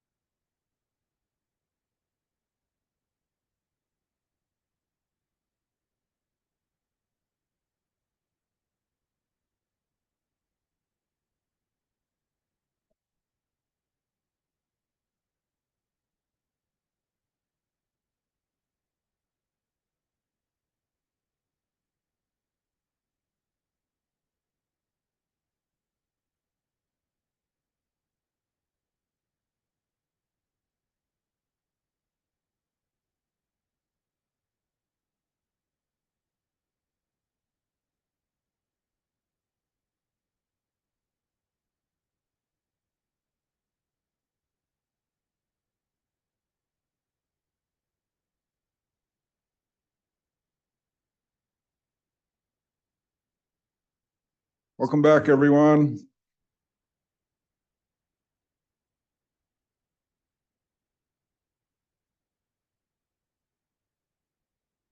Now we have rulemaking and budget update. Amber Worthington, Deputy Director, and it will Idaho Outfitter and Guides Association rulemaking petition regarding trapping, also by Amber Worthington, Deputy Director. Welcome, Amber. Thank you, Mr. Chairman. Good morning and good morning, Commissioners. I have a couple of quick reports, then I can move on to 6A with your permission. As you may recall, with the change in the process in the JFAC, Joint Finance Appropriation Committee, our budget was broken into two pieces. So one piece was the maintenance portion, which included what was required for base operations. And that portion was passed through Senate Bill 1269, signed into law by the governor on February 26th. The second portion was the enhancement portion. That was Senate Bill 1382. That included our line items, a 2% change in employee compensation, as well as our replacement requests for things like fleet and computers. And as of yesterday, Senate Bill 1382 was also signed into law. So good news, our budget's passed. For session 2024 rules, they have passed out of both committees and compiled into a concurrent resolution and are on the way through the both bodies for a vote. So this year was different than it has been in previous years. It has to have a concurrent resolution from both bodies and has to be passed by both bodies in order for the rules to go into effect. So that's different for this year, and they are on their way through both bodies. Finally, session 2025 rules update. These are the rules that the commission approved in January for new rulemaking, and they're scheduled for publication in the Office of Administrative Rules Bulletin, the May Bulletin. These rules are Chapter 4, Governing Licensing, Chapter 8, Taking of Big Game, Chapter 16, Trapping of Wildlife and Taking of Fur-bearing Animals, and Chapter 17, Use of Bait for Hunting Big Game Animals. And if you have no questions, Mr. Chairman, I can move on to agenda item 6A. Questions? I'm gonna stray away here for a minute. I just got a blue alert. There's Boise Police is looking for 2 armed and dangerous suspects. So I don't know how serious, but heads up, everyone. More questions? Please. Thank you, Mr. Chair. Item 6A brings in front of you a rulemaking petition from Idaho Outfitters and Guides Association. The petition requests modifications to 2 rule chapters, Chapter 2, Rules Governing Mandatory Education, and Chapter 16, Trapping of Wildlife and Taking of Fur-bearing Animals, which you've already approved the opening of. The request suggests the modifications will provide a more inclusive and educational trapping experience when under the direct supervision of licensed outfitters and guides. Additional rationale from the petitioner is provided in the letter that is in your packets in front of you. The rulemaking changes would authorize clients under licensed outfitter or guides direct supervision to participate in trapping activities without completing the department's Trapper Ed course or purchasing a trapping license. The outfitter or guide would be able to provide trapline excursions that would allow their clients the opportunity to dispatch and tag any legally trapped or snared animals that had been caught by a licensed outfitter or guide. They would have to have the tag that is appropriate to the animal for which was trapped. Should you approve this to move forward, I would send in a request to proceed with rulemaking to the Division of Financial Management and Office of Administrative Rules, which would begin the process for negotiated rulemaking. And with that, it wraps up what I have for you, Mr. Chairman. I'm happy to stand for questions, and should you want to make a motion, there is one in front of you. Okay, Amber, since we have a new commissioner, because we all need a refresher, could you please explain to us what a petition to send something to rulemaking actually means procedurally? Yes, Mr. Chair. So there are 3 different opportunities for rulemaking to proceed. So there's the governor, executive directive, legislative directive. There is the ability for the commission or the department to bring something forth potentially. And then the final one is a petition to rulemaking. And that is where a stakeholder interested party brings forth a formal petition and asks for us to engage in negotiated rulemaking. Negotiated rulemaking is the process by which we engage the public. And so that begins with the publication of the administrative bulletin. Thank you for that. And so just for clarification, if we do give the green light to put something to rulemaking, we don't put our final stamp of approval until after many opportunities for public input. Is that correct? Mr. Chair, that is correct. So we engage in multiple public comment opportunities. It's published in the bulletin that provides a 21-day comment period from the very onset. It goes through proposed rulemaking, which engages another 21-day comment period. We do have the opportunity to also host additional public comment opportunities, either in person or through email. They also have the opportunity to bring forth other public comment during the public comment time period for the commission meetings. Director? And yeah, Mr. Chairman and Amber, so I guess just to further kind of fill that out a little bit. So if you direct us to proceed with the rulemaking process, we would go out to the public, starting with what the petition says. Take public input and then come back to you in July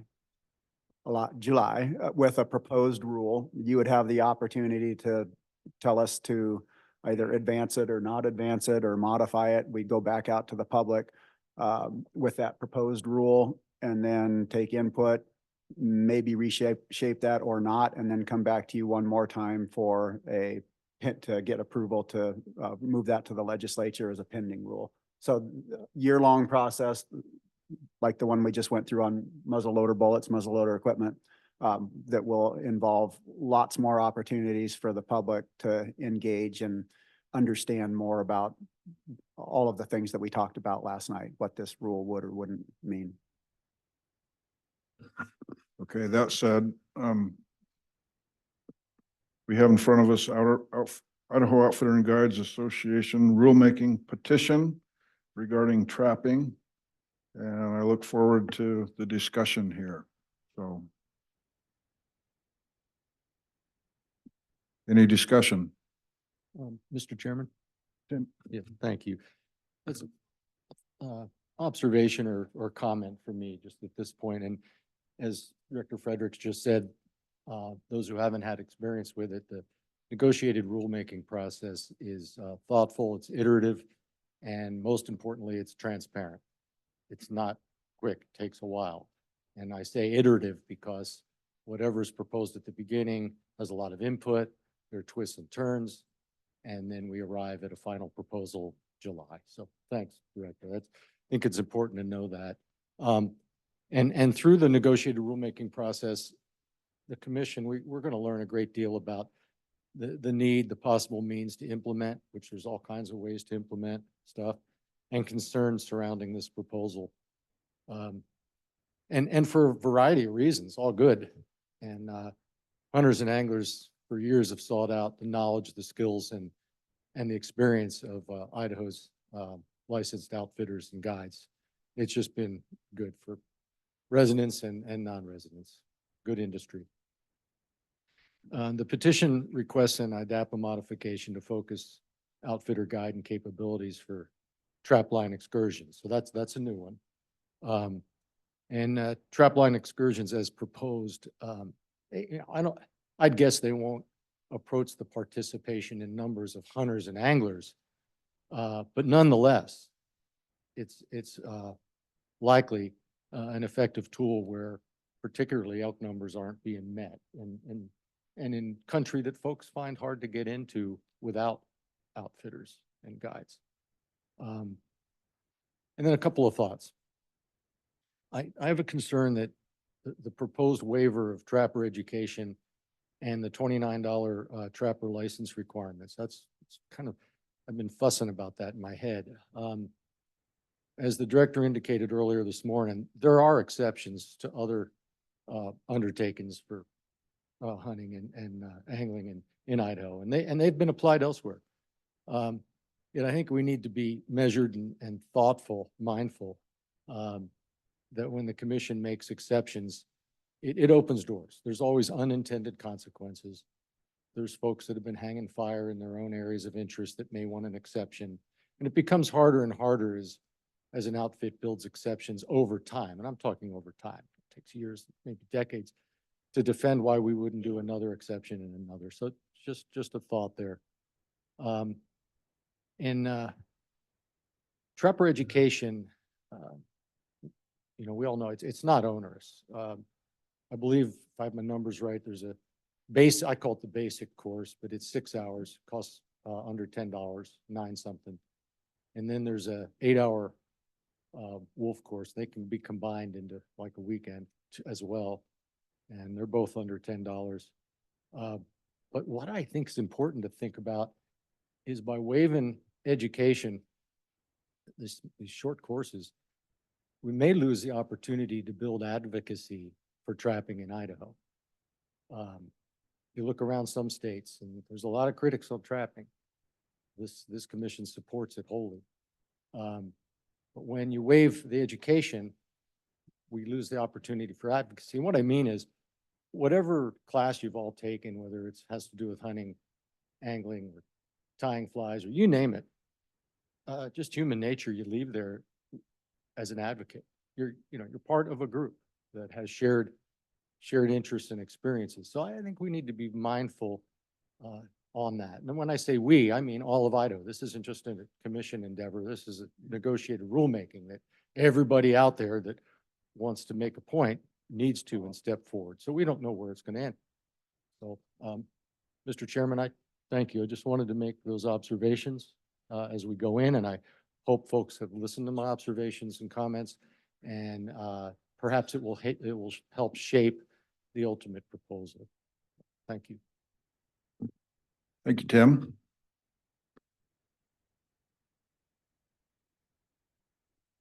Mr. Chairman, Commissioner Davies. I would move that the department conduct a negotiated rulemaking regarding the waiving of trapper education and trapping license requirements for a person under direct supervision of an outfitted a licensed outfitter or guide. I'd second that. Moved and seconded. Further discussion?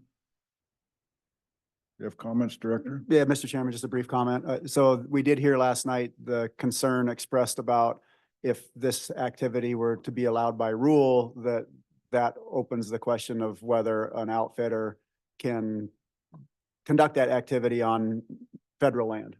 And so I just want to be perfectly clear, and we have been perfectly clear with the outfitters with whom we've had this conversation, that there is that issue of the special use permit, and that's on them to navigate with the federal agencies. That's not your responsibility. So I think it's appropriate to divorce that whole conversation with the rulemaking conversation.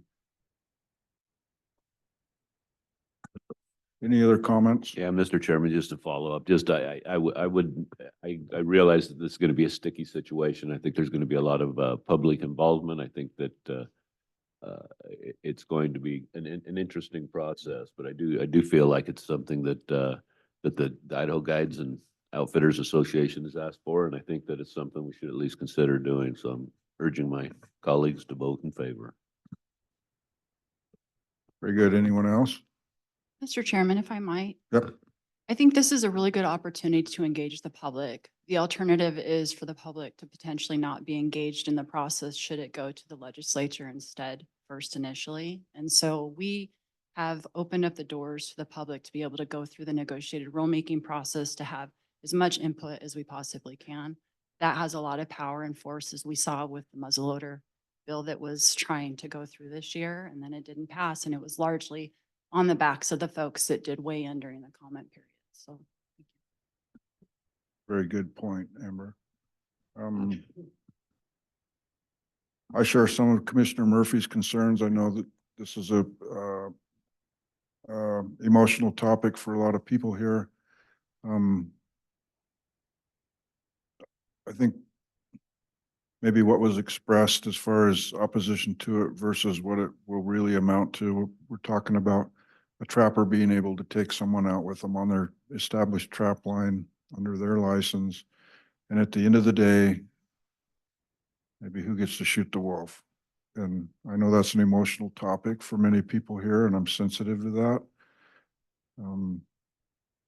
I do, however, always support the idea of giving the opportunity for the public to weigh in. And essentially that is what we're talking about doing here today. And so those are my comments. I think we're very aware of what's at stake here. And we appreciate all the comments we've had. If this passes, we'll appreciate all the comments and all the interaction, certainly that will be to come.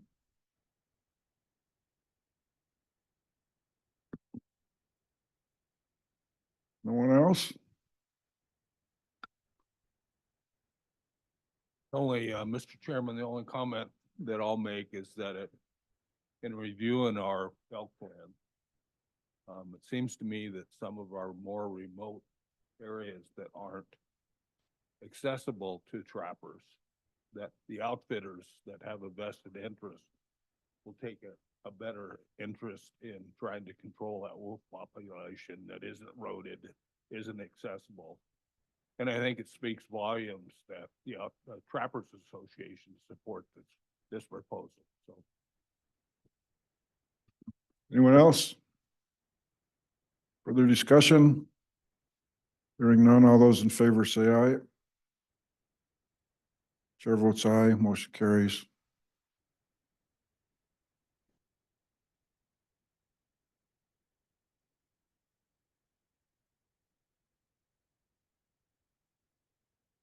Release draft elk management plan release for public review and input. Curtis Hendricks, Regional Wildlife Manager.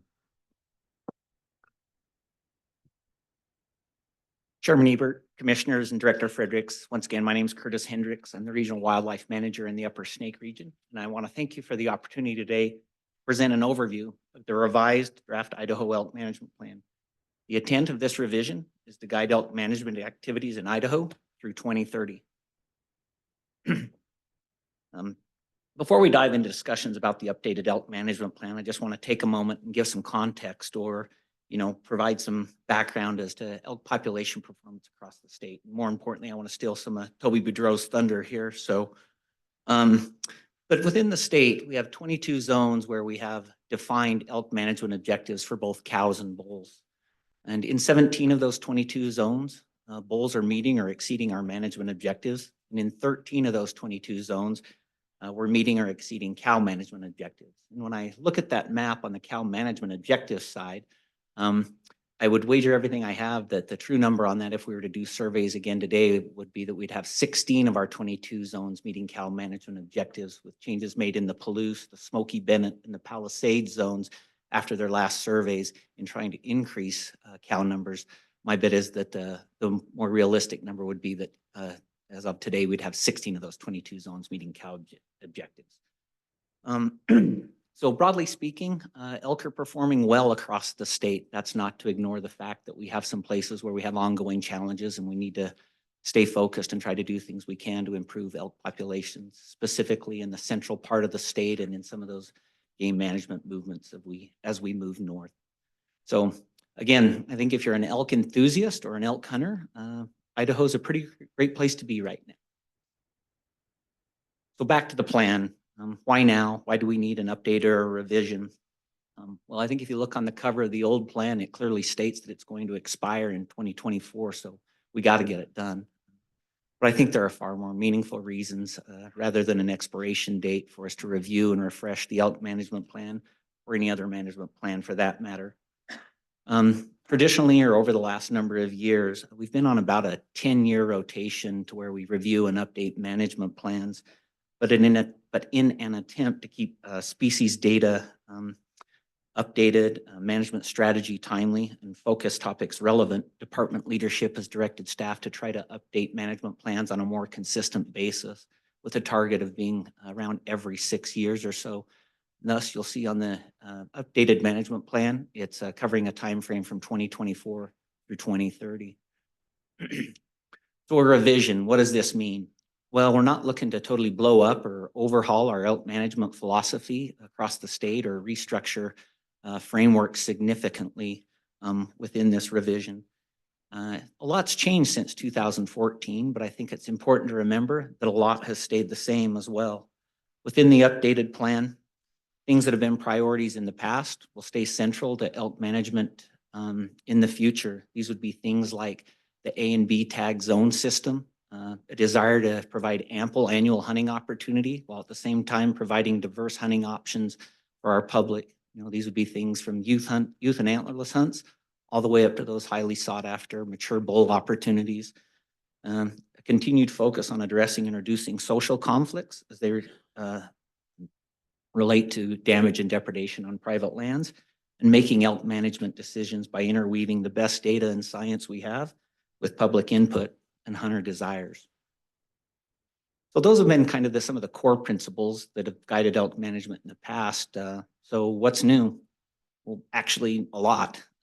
Over the time frame of the last elk plan, staff and partners have worked hard to implement the strategies and objectives put forward in that plan. And these would be things like improving population monitoring techniques, enhancing movement, migration, and seasonal habitat use information, refining methods to develop population objectives that are more realistic and reflective of habitat that's currently available, enhancing and conserving habitat, continuing and improving efforts to address damage and depredation issues, and providing pertinent and important information to inform decisions that lie outside the department's direct control through our technical assistance program. And then we've responded to issues or challenges that have risen a little more organically over this same time period. These would be things like chronic wasting disease, hunter congestion concerns that have been brought to our attention by our hunting public, and impacts and influences of greatly increased human population growth across the state.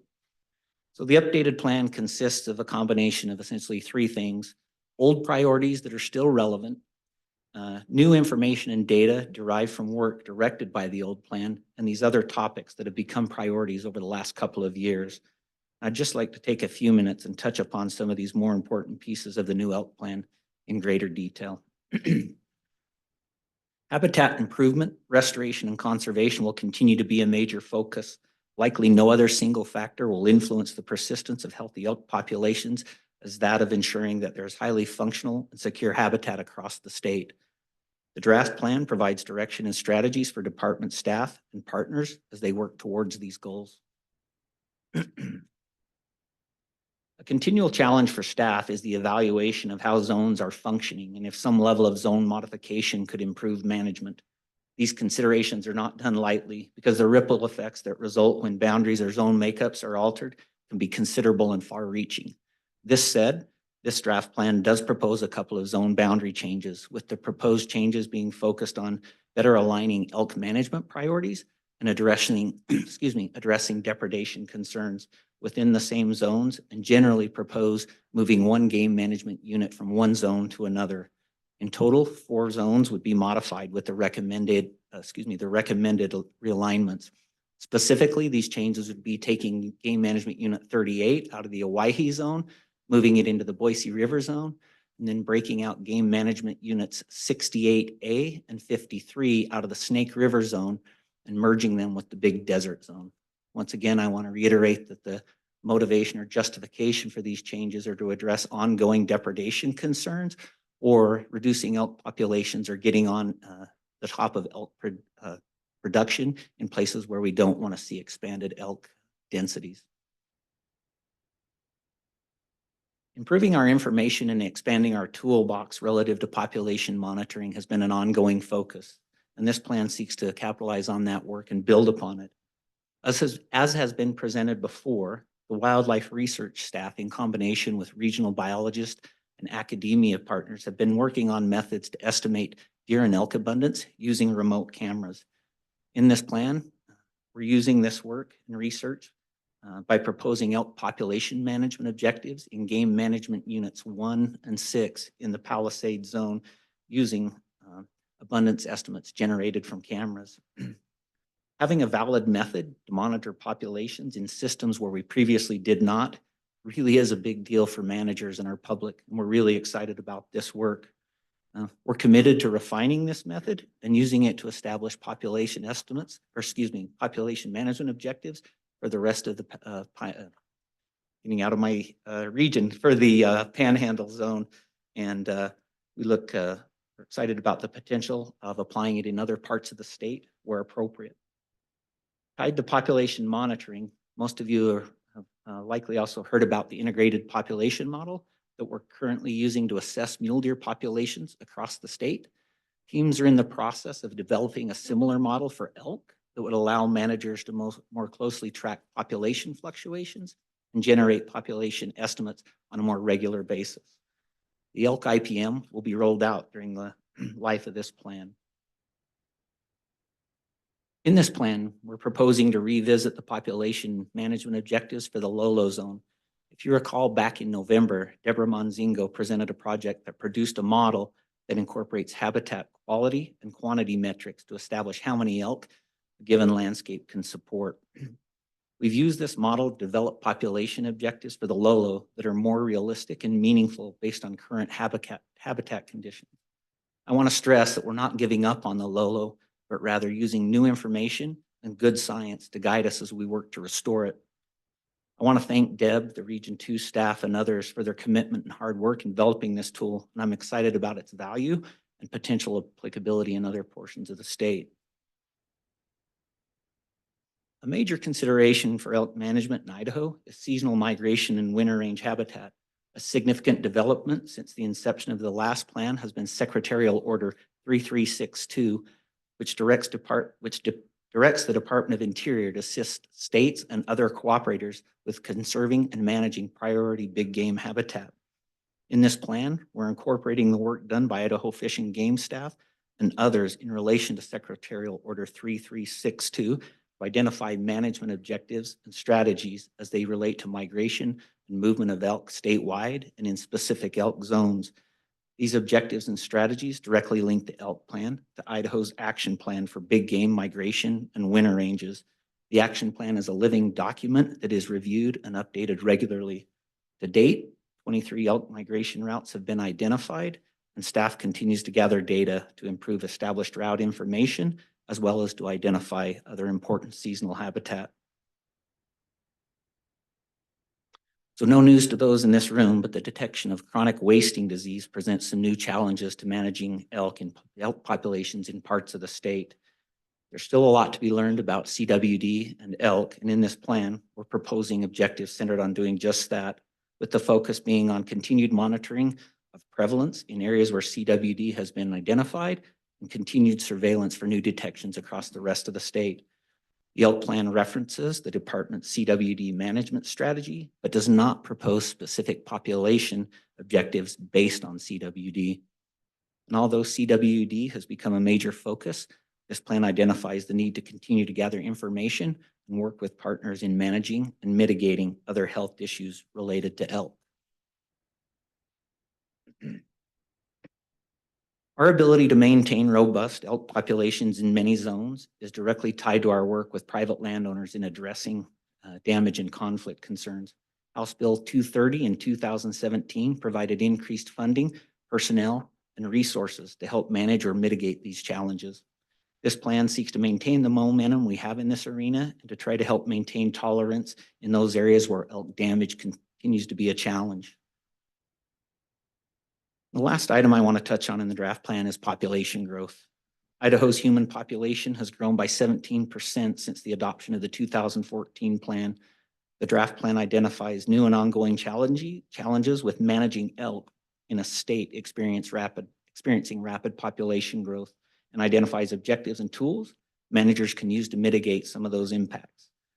To be clear, elk populations and elk harvest statewide have remained relatively constant over this time frame, but we're now seeing areas where human development and recreation are affecting elk populations and distribution, and we expect that trend to continue. So these are some of the highlights from the updated draft plan. Chairman Ebert, commissioners, Director Fredericks, I want to thank you for the time and opportunity to present this draft plan today. And at this time, no formal action is requested, but I would like to ask for commission approval to release this plan to the public for input. With commission consent, the draft plan will be posted on the department's website for at least 3 weeks to provide an opportunity for public review and comment. Input from the public and partner agencies will be considered when preparing the final plan, with the goal being to complete a final version to present to the commission for approval and adoption in the near future. I'm happy to take any questions or provide any follow-up. Very good. I have a question and I don't want to put anybody on the spot, but I see Toby and Shane. I don't know if Rick is here, but what tools would we have in an elk zone if we wanted to have lessen harvest in one unit and focus it more on another unit? Mr. Chairman, so I just want to clarify your question. So within the same zone, try to increase harvest in potentially one area or one unit within that elk zone. Is that correct? Correct. Or decrease it in another. Yeah, so Mr. Chairman, I think we already have those tools and there's examples within kind of our regulations right now where we take bits and pieces out and apply certain harvest opportunities to certain either units or landscape levels to address needs as, you know, either individual herds or different segments of that elk population warrant. I hope that answers your question. Yeah, so we have that ability. Yes, we currently do. Excuse me, Mr. Chairman. Yes, we do. And there's a multitude of examples, and I think it's one of the reasons people say, man, you're making your regulations confusing, but it's in trying to address the very topics that you bring up there. Okay. Any other questions? Yeah, Mr. Chairman, Dave? in the Panhandle region, I commend you for having goals for 1 and 6. By the end of the 5-year period, are you assuring me we'll have goals for all of those units at the end of this study? Because this camera technology, drone technology, you know, North Idaho is growing up. The weather's unpredictable. It's hard to do aerial surveys. But I think you have to start with a goal. Is that going to be completed by the end of this study? Mr. Chairman, Commissioner Bobbitt, I can assure you that we have a strong commitment and it's on our radar right now to have those in place by the end of this plan, if not sooner. Again, I think we've overcame the largest hurdles, which was like truthing the concept and applicability. Like I said, there will undoubtedly be some revisions and some tweaks to help improve it as we move along. But yes, I would have a hard time anticipating that at the end of this elk plan, we don't have reliable population objectives in other parts of the Panhandle zone. Yeah. My other comment, Mr. Chairman, Dave? is that I reviewed this plan in detail and I think it was some really good work. It confirmed a lot of my intuitive feelings with changes in demographics of both people and elk. And what's going on in Idaho. So job well done. Mr. Chairman, Commissioner Bobbitt, thank you for that. It was a lot of hard work by a lot of staff. So, Mr. Chairman. Ron? Yeah, just real quick, I want to follow up on what Dave just said about the amount of work that you guys put into doing this is pretty staggering. I went through both the old plan and the new plan pretty vigorously and was educated by numerous people from the regional office all the way up to headquarters here. And I gotta admit, I'm very impressed with the changes, with the progress that's being made. I like the idea of going from a 10-year plan down to a 6-year plan that kind of loosens up those thresholds for making changes if they need it. But yeah, thank you guys for all the hard work. Jordan? Thank you, Mr. Chairman. I'm grateful you recognize the work that Deb Menzingo did on her habitat carrying capacity presentation she gave to the commission in Lewiston. With that, you said that you changed the objectives in the low zone because of that. My question is not so much that of it. Is there plans to work with partnering agencies to make sure that habitat is restored? Does this address that concern to work with that? Does that make sense on the question? It does. Okay. Chairman Ebert, Commissioner Charette. Yeah, I appreciate the comment. And yes, it's been an ongoing focus and a very important objective for staff across the state in those regions to continue to work with partners. and us pull any levers that we can to try to facilitate habitat improvements or anything we can do to try to benefit elk populations. That will continue. And I think we're gaining momentum on that front. And I think this work that you've referenced and that's referenced in the plan is again a strong tool for us to push that work forward. But to that thought, I would like to make a comment. I know that JJ in Region 2 and staff there have worked with the Forest Service on stewardship projects, Good Neighbor Authority, stewardship projects, and we have some projects in the pipeline. I'm very enthused about those, and I know the Clearwater region has worked very hard to get that agreement in place with the Forest Service, and I hope that what they're doing is just the first of many, but it's much needed, and the staff at Lewiston have been working on that pretty hard, so I appreciate that. Go ahead. I'll give a motion if appropriate. No. Oh, just kidding. Any more comments? Brody? I liked it, so well, I wanted to make a motion too, but I guess we're good. Yeah, this is not quite to the level of emotion. It's a consensus. So the way I handle that is I say, our intention is to move the elk plan forward, put it to the public without objection. Any objection? Head nod for you. There you go.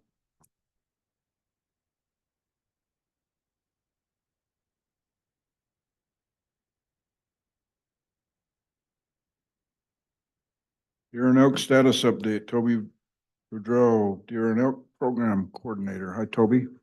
Good morning, Mr. Chairman, Commissioners, Director Fredericks. I have the annual task of giving you the Deer and Elk update and status overview, and if this thing.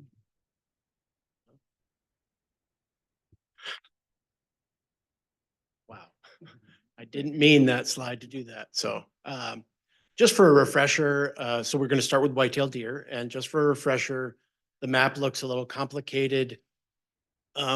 Probably the easiest way to interpret this map is that it's by habitat types. So you can see the central forest sort of streams through 3 different regions in the light blue, and rangeland riparian sort of is strewn around the state. So this was the plan in during the last whitetail deer plan to break up the state by habitats, because whitetail deer respond and grow and thrive differently by habitat type. So made a lot of sense. Looking at sort of the statistics, as we've talked about in the past, we do not fly whitetail deer surveys and manage primarily on number of hunters, 100 days, buck harvest, and % 5 points in the harvest. And this is the first time in my recollection that we actually did not meet the goals for number of hunters, and that was in the Northern Ag and the Southern Idaho. Southern Idaho only missed it by a small mark, but the Northern Ag, it's about 1,700 shy on the number of hunters. And that's primarily due to the fact that we had an EHD outbreak, and this is a 3-year average. So I have all the confidence in the world that those numbers will return as deer populations increase and people start going back to those places where we had significant losses of deer. And the other point below objective is the % 5 points in the dryland forest, which is not primarily whitetail habitat, but it is 1 percentage point below the objective at 9. As Curtis alluded to with camera-based estimates, this is actually about whitetails. Just wanted to show some of the progress that research is making in doing these camera estimates. And it's very interesting results. If you look at the Unit 1 results and you back calculate, you That's in the axis is in density of number of deer per 100 square kilometers. If you multiply that out to the size of unit 1, that comes out to about 56,000 white-tailed deer that exist in unit 1. And if you back calculate that to the harvest that we have, it actually all makes sense. So we have a lot of confidence as we're moving forward. Obviously, there are the red bars and the blue bars. One is for instantaneous sampling, and the other, the blue one, is for space to event sampling. Research is actually working on refining those estimate techniques, and actually probably going to eliminate in future the space to event, because instantaneous seems to be a better way to go. But that work continues, and obviously you can see that unit 1 was only 2 years, 2021 and 2022, whereas in 6 and 10A, they've done it in for 3 years running. One of the important things about camera-based estimates and, you know, the looking to the future is that, you know, it's not like an aerial survey that you can do once every 5 years. You have to do it probably 2 or 3 years in a row to sort of make sure that you're on track. So just for future reference, as we continue to do and expand our camera-based estimates, we will get a data point in the first year, but likely to need to do it a couple more years to make sure that the number's good. But Toby, what year did we have the EHD? Mr. Chairman, we had that in 2021, the same year that we found chronic wasting disease. Double luck in the old Clearwater region. So yeah, it was a significant die-off. But as I've shown you graphs in the past, white-tailed deer have the ability to rebound at an incredible rate. And I look forward to, you know, in the near future, having as many white-tailed deer as we've had in past prior to major outbreaks. Unless there's any other questions, I'll move on to mule deer. Mule deer data analysis units, much like whitetail data analysis units, were also divvied up by habitat types. So it looks kind of messy, but when you look at how mule deer exist across the landscape, it makes a lot of sense from a biological perspective. So mule deer, aerial composition surveys this year. 12 of the 15 data analysis units were surveyed in December 2022. 10 of those 12 DAUs surveyed exceeded 15 bucks per 100 does post-harvest. One comment I can make about that, in the 2 that did not make, was the fact that this fall we had very mild fall. We actually didn't move deer onto terminal winter range until very late in the year. And so I'm assuming that a lot of the lower buck-doe ratios was a distribution issue, not necessarily a numeric issue, and where we survey. However, fawn-doe ratios were very good at 46 to 87 fawns per 100 does, which is exceptionally high. Along with the aerial surveys that we do in December for composition, we also did capture and radio collaring of 6-month-old mule deer and 209 collared deer. Collars were deployed in 4 DAUs, and the statewide survival last year of collared deer was 30%, which is well below the long-term average of 57%, with a range from 7 to 39%. So no doubt last winter was an incredibly hard year for mule deer, where we had radio collars, and other places where we obviously didn't, because we can see that in the harvest, which we'll talk about later. As far as adult doe survival, we marked 173 does in 12 DAUs, and statewide survival last winter was 79%, which ranged from 41 to 100, depending on the DAU. Winter weather across southern Idaho has been extremely mild with snowpacks at average or below average in many places. So deer are doing very well, and I have some more information about that a little bit later in my talk. As far as abundance surveys, due to the winter of 22-23, we took it upon ourselves to jump the caribou DAU survey up 1 year, which was important, not only to understand what the effects of the winter were, but also to anchor the integrated population model at the lowest number that we've known. If you look at the estimate from 2019 to 2023, it was a 36% decrease in deer numbers.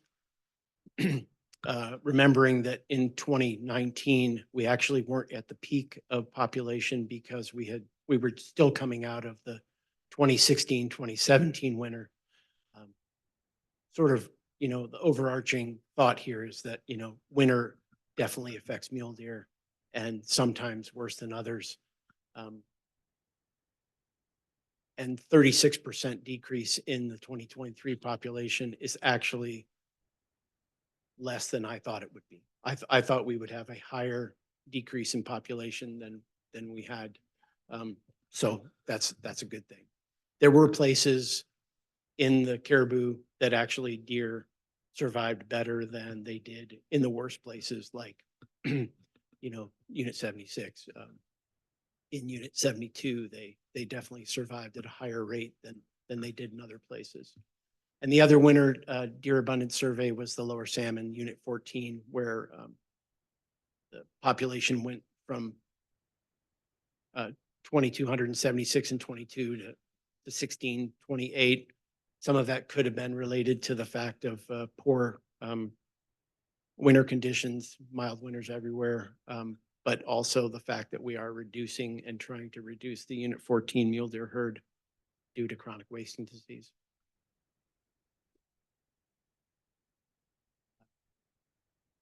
This is just a graphic of the winter composition and survival data for mule deer for 2023. We only had three areas that we had radio collared deer in last year, and survival was fairly low. Harvest, 4 points in the 2023 harvest was still very good, anywhere between 24 and 71%, 4 points in the harvest. So people were finding deer. The other thing to point out is that the Mountain Valley and Owyhee both had 7 bucks per 100 does, which there again, I think was more an artifact of our mild fall and early winter conditions and distribution where we surveyed, not necessarily a numeric decrease. Looking at statewide mule deer survival over winter for fawns, the blue bars are the average annual survival. And you can see that 2023 was very similar to 2016, 17, 05, 06, and far below the average of 56%. So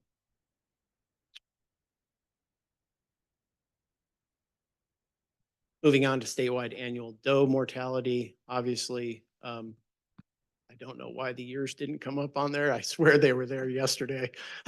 But the last bar on the right is 2023. And you can see that survival was the lowest we'd recorded in the previous 10 years. So looking at statewide fawn survival rates over the last 13 years, you can see that the gray bar at the top is the 2023-2024 survival. So we are on track to have one of the highest survivals of fawns that we've ever had.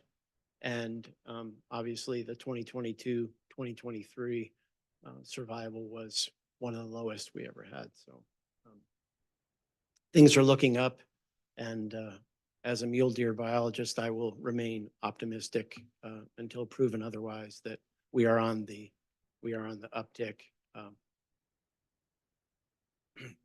Looking at statewide harvest, this is broken up basically from 1975 on. We split out mule deer and white-tailed deer in the harvest, and before that, they were just combined for your reference. Mule deer harvest and white-tailed deer harvest both came down. Actually, white-tailed deer harvest was about the same as 2022, and one of the first years that we'd seen more white-tailed deer actually harvested than mule deer in 2023. Overall success rates for general and controlled was 31%. General success was 29%, and controlled hunt success was still at 45%. However, there were fewer deer harvested this past year. Moving on to elk, capture and collaring, 6-month calves, we've collared 151 in 6 elk zones. Last winter's survival was 87%, and which range from 44 to 100. Adult cows, we've collared 213 in 23 of the elk zones. Statewide overwinter harvest survival was 89% last winter, with a range from 50 to 100. Evidently some formatting issues here, but the Lemhi zone was the only aerial survey that we conducted this year, and basically the population is stable, right a little over 5,000 elk. So between 2018 and 2024, population remains stable with the current harvest regime. And on top of that, we also do herd composition in the Sawtooth. We did not get that completed in Unit 4 this year, but the Sawtooth herd comp, most important number to look at is the fact that there's 33 calves per 100 cows. The bull cow ratio there again is probably low due to a distribution issue during that time of the year. So, graphically, statewide elk overwinter calf survival, even in 23 was fairly good, above average. And there are some winters that obviously the 16-17 winter was very hard on elk overwinter calf survival, and yet last year, despite the fact that it was very hard on deer, was not as difficult on elk. And looking at the statewide average adult cow survival, that actually was quite a bit lower than we'd seen in quite a few years, and well below the average at 89%.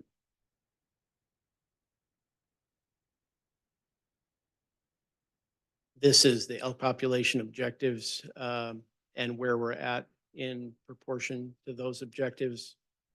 The red numbers are zones and either cow or bull that we are below objective in. The ones in black are areas that we are metrics that we are within objective, and then the green numbers indicate zones that we're above objective.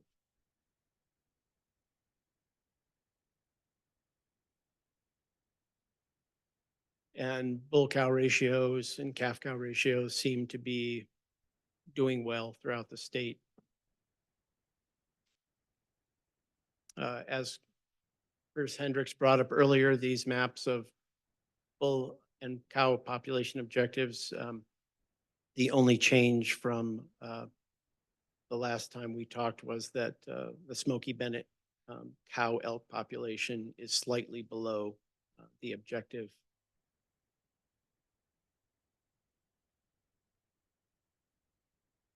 Looking at statewide elk harvest was down, much to Roger Phillips' chagrin.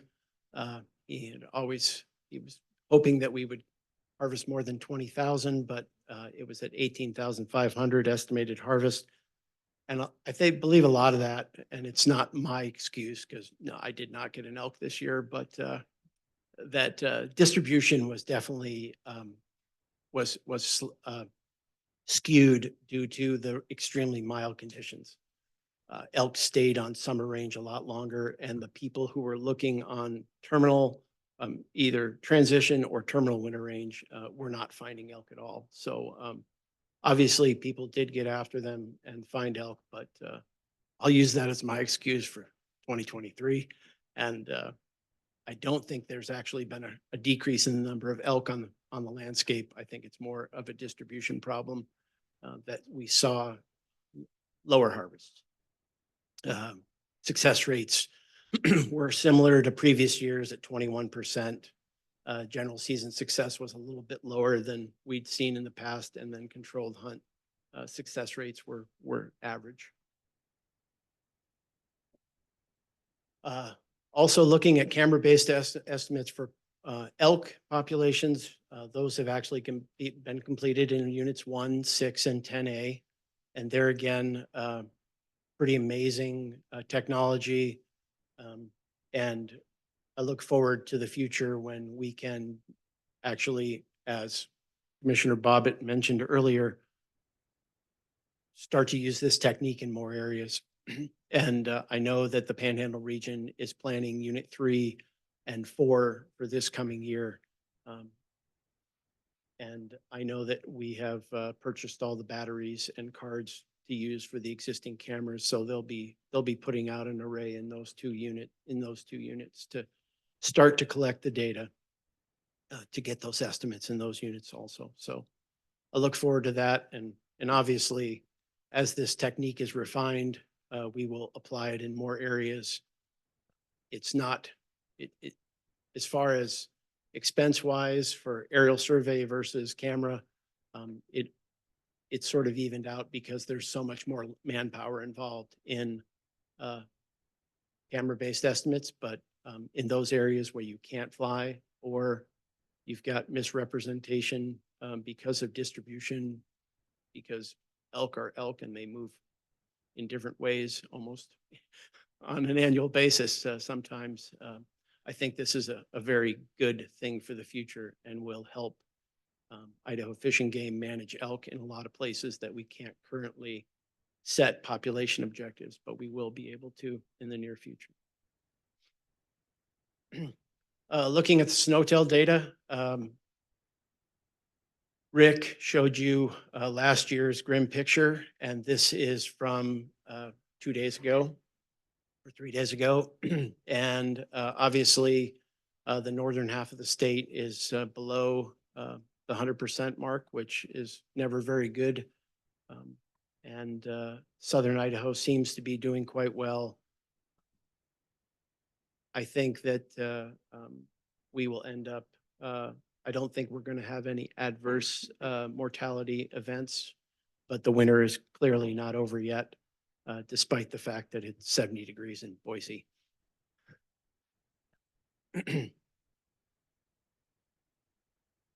Winter feeding, I just wanted to give a quick update on that. And we had one winter feeding effort going on in Region 6 in Teton Canyon, and we were feeding about 350 elk, and that actually stopped 3 days ago. So currently we are not feeding anywhere in the state, to my knowledge.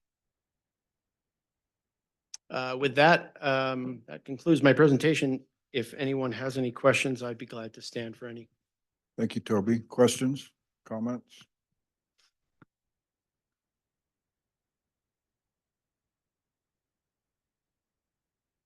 All right, thank you very much.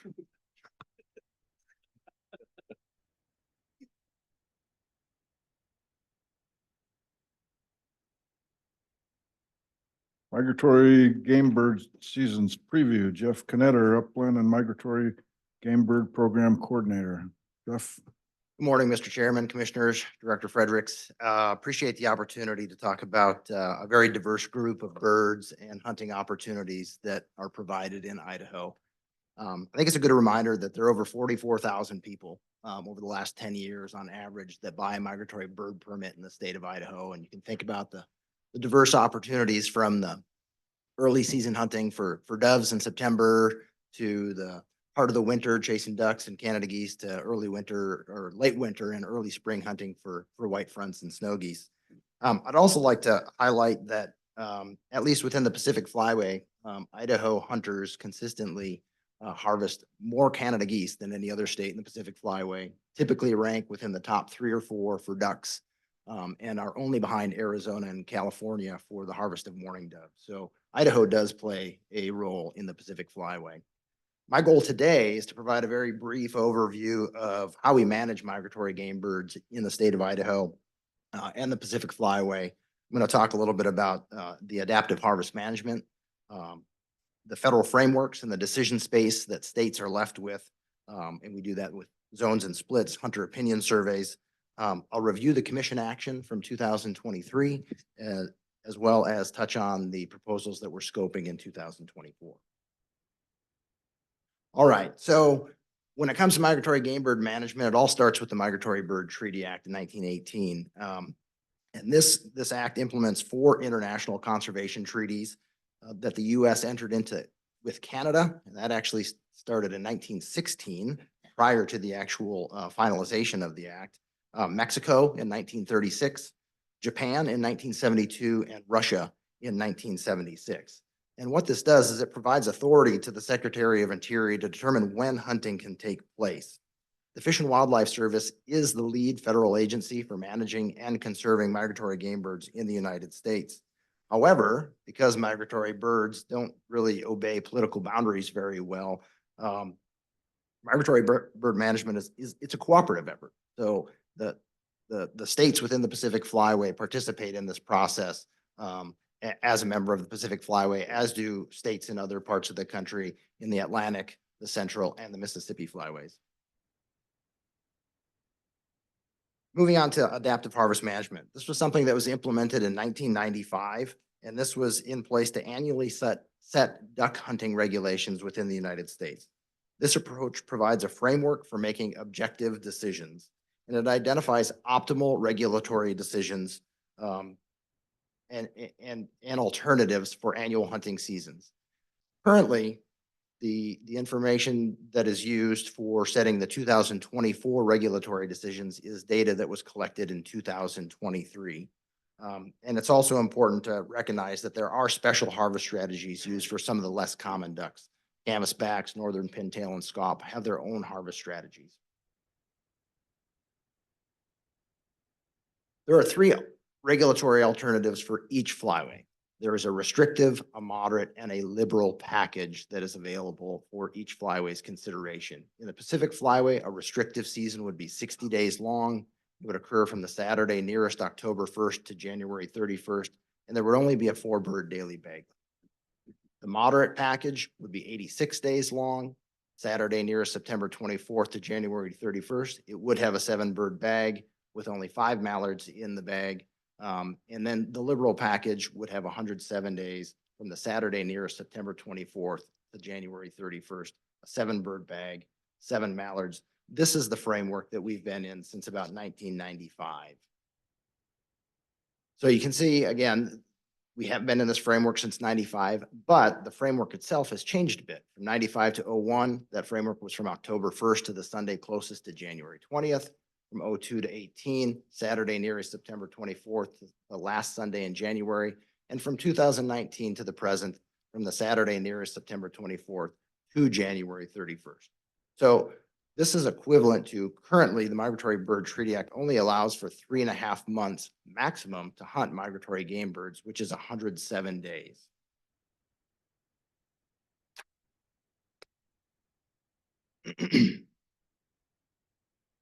So one of the things that I want to touch on were season frameworks and the federal frameworks. And all of our seasons are set within frameworks that are established by the Fish and Wildlife Service after consultation with each of the states. And as I just reviewed, these season frameworks define the outside dates, the season length, and bag limits. And oftentimes one of the things I hear is, well, what can we actually change? What is the influence that states can have? And the example that I wanted to provide is that over the last few years, there was an effort to update the Canada Goose Management Plan for the Pacific Flyway. And through that effort, one of the things that was changed is the framework was extended to February 15th to allow for more opportunity late. And so there's an example of through the management planning process, the Pacific Flyway made a recommendation to the Fish and Wildlife Service, and based on the input from the states and the Pacific Flyway, that management plan was adopted, and now that is an option for states to consider moving forward. States can choose to be more restrictive, but they cannot choose seasons that are more liberal than the frameworks that are allowed.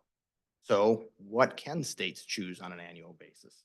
Well, the question really boils down to how do we distribute those 107 days of hunting between the Saturday nearest September 24th and January 31st for duck seasons? There are only 130 days in this time frame, and we live in a very geographically diverse state. So the way we try to address this is to offer different season structures in different portions of Idaho through different zones. In these zones, seasons could be continuous or split. And what that means is, for example, if Idaho wanted to take advantage of an early opening date or the latest closing date, the season dates must be adjusted accordingly on either end to accommodate that. Or potentially use a split season where the season starts, it closes for a period of time, and then reopens to provide additional opportunity later. So what exactly is a zone or a split? Well, these are special regulations that are designed to distribute waterfowl hunting opportunities and harvest according to what birds are available for harvest or to satisfy desires by hunters within a particular zone. And really this establishes when our hunters want to hunt, and ideally that overlaps with when those birds are abundant on the landscape. The Fish and Wildlife Service does have guidelines to provide a framework for zones and splits. So really, what is a zone? This is a geographic area or portion of a state, has a contiguous boundary. You can't have zones that have, that are in different parts of the state. And it must remain in place for 5 years for ducks in particular. Goose zones can be changed annually, ducks cannot. The current zone configuration for ducks within Idaho was adopted by the commission in 2021 or 2022 through 2025. Goose, as I mentioned, goose zones can be changed annually, as can doves. So how does Fish and Game develop our proposals for seasons and for zones? Well, both Idaho's current zones and the season proposals before you this year are the product of extensive outreach to hunters.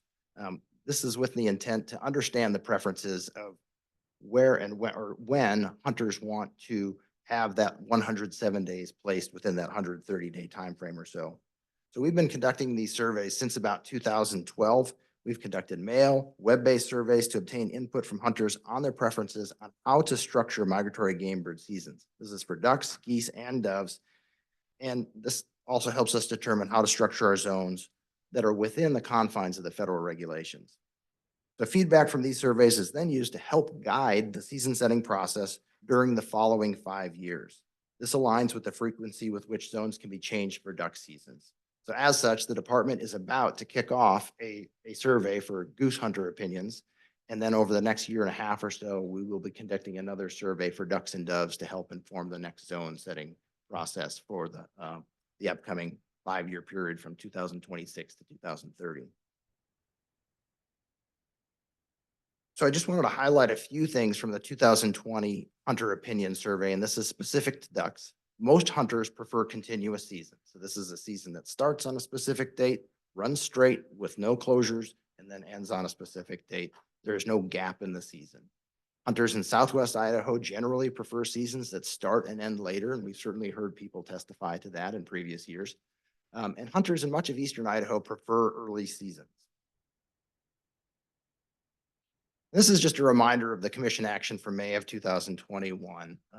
What we did at that time was combine, if you're looking on the left-hand side of your screen, we combined zones 1 and 2 and created a new zone in northern Idaho to accommodate some preferences from hunters up there to allow for a little different hunting opportunity than what had been provided previously when they were linked to Southwest Idaho.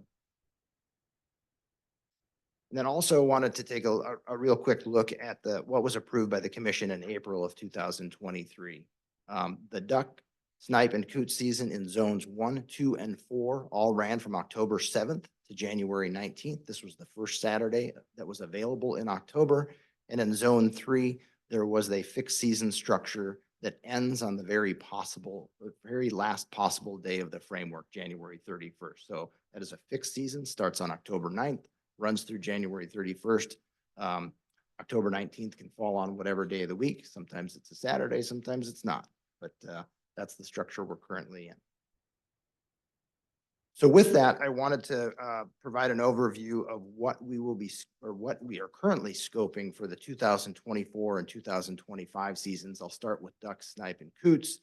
Currently, we are scoping two options for a youth veteran military hunting days, and that is either September 21st and 22nd or September 28th and 29th of 2024. That would be a statewide season. Zones 1 and 4. Currently, a season proposal from October 5th to January 17th with a SCOP season that aligns with the opener, but closes a bit sooner because we don't have the same number of days available for SCOP, only 86 days available for that. Zone 2 in the Panhandle, October 5th to January 17th. The one difference you'll note between zones 1 and 4 and 2 is that the SCOP season is later. SCOP season ends later to provide some additional hunting opportunity on lakes Ponderay and the rivers up there. There's some additional diver hunting opportunity late in the season there. And then zone 3 is that fixed season date structure that we talked about, October 19th to January 31st, with a SCOP season that also is later to provide late season opportunity. This is effectively, outside of the youth and military days, a no change proposal compared to the previous year. Moving on to Canada geese. Again, very similar to the previous year. Zones 1 and 5, you'll see match up with the duck seasons there, October 5th to January 17th. Zones 2 and 3, which is Bonneville County, and then 3, much of southwest Idaho, up into the Clearwater region, October 19th to the 31st. Zone 4, way down in southeast Idaho, we do have an early Canada goose season there. That helps address some of the nuisance issues that we hear about from producers in that part of the world. September 1st through September 15th, allow some Canada goose hunting down there, with then a season that starts back up on October 5th, runs through January 2nd. And then in zone 6 in the Panhandle, we actually do have a split season in place. Last year was the first time that occurred in quite some time. Season would be proposed from October 5th to October 20th, reopen on November 4th, and then close on January 31st. Bag limits 5 Canada geese.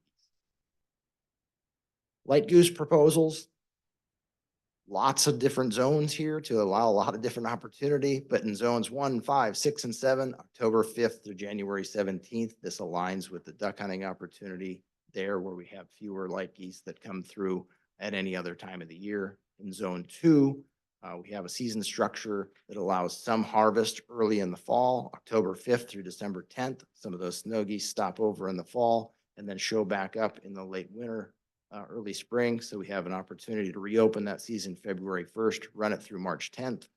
Zone 3, that season starts in late November, runs all the way through March 10th. And then in zone 4, October 19th to January 31st. It's important to note here that the framework for light geese only runs to March 10th. As per the Migratory Bird Treaty Act, there cannot be a season that extends beyond March 10th. That is not something that can be selected currently for Pacific Flyway states. White-fronted geese, very similarly, the framework also only goes until March 10th, but in zones 1, 2, 5, and 6, you have an October 5th to January 17th season. In zone 3, October 19th to January 31st. And then in zone 4, that Southwest and Magic Valley country, November 4th to February 16th, to try and provide some opportunity for white-fronted geese that start arriving in like late January, February. All right, moving on to the swan season structure. This again is no change from the previous season. The season would start on October 5th and run through December 1st. Again, provide 50 tags that would be offered through a controlled hunt application process. And the season and daily bag limit would only be 1 swan. All right, moving on to those critters that do not have web feet. Mourning dove season, mourning and white-winged dove season would run from September 1st to October 30th. Bag limit of 15 birds. The extended falconry season, so this is a season that occurs when there is no firearm season available. We inquired with our falconers a couple of years ago, And there was a request to have an extended season from January 23rd of 2025 that runs through March 10th. Again, the total number of days here, 60 for firearms and an additional 47 for falconers, takes us to 107 days total, but there are only 60 days available for firearm hunting. American Crow, October 27th to February 28th. There is no change in this proposal from previous years. No bag limit, no season limit or possession limit for American Crows. Lastly, moving on to sandhill cranes. This is something that is specified through the Pacific Flyway and Central Flyway Management Plan. There is an annual crane harvest allocation for each state that offers sandhill crane hunting within the Pacific Flyway and the Central Flyway for greater sandhill cranes. These are actually Rocky Mountain population sandhill cranes. Idaho's allocation this year is 298 cranes. This is actually up from 267 in the previous year. So the department currently proposes 656 tags that will be offered on a first come, first served basis in those different 6 hunt areas. We do have some different season structures within each of there. The only changes here is the number of tags has been increased in each of these hunt areas. That is the only difference from the previous year. Daily and season limit is 2 cranes. And I guess with that, I'll conclude, Mr. Chairman. All of these proposals are currently posted online. They're posted on March 11th. This will close on Sunday, March 24th.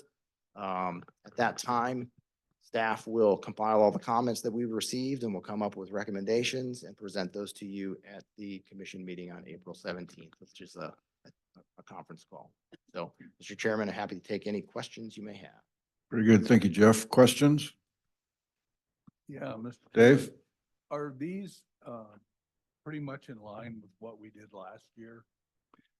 Mr. Chairman, Commissioner Bobbitt, yes. The only changes that are being proposed are there are 2 options that we're proposing for the youth season in September, 2 different dates we're considering, as well as the number of tags for sandhill cranes has been increased.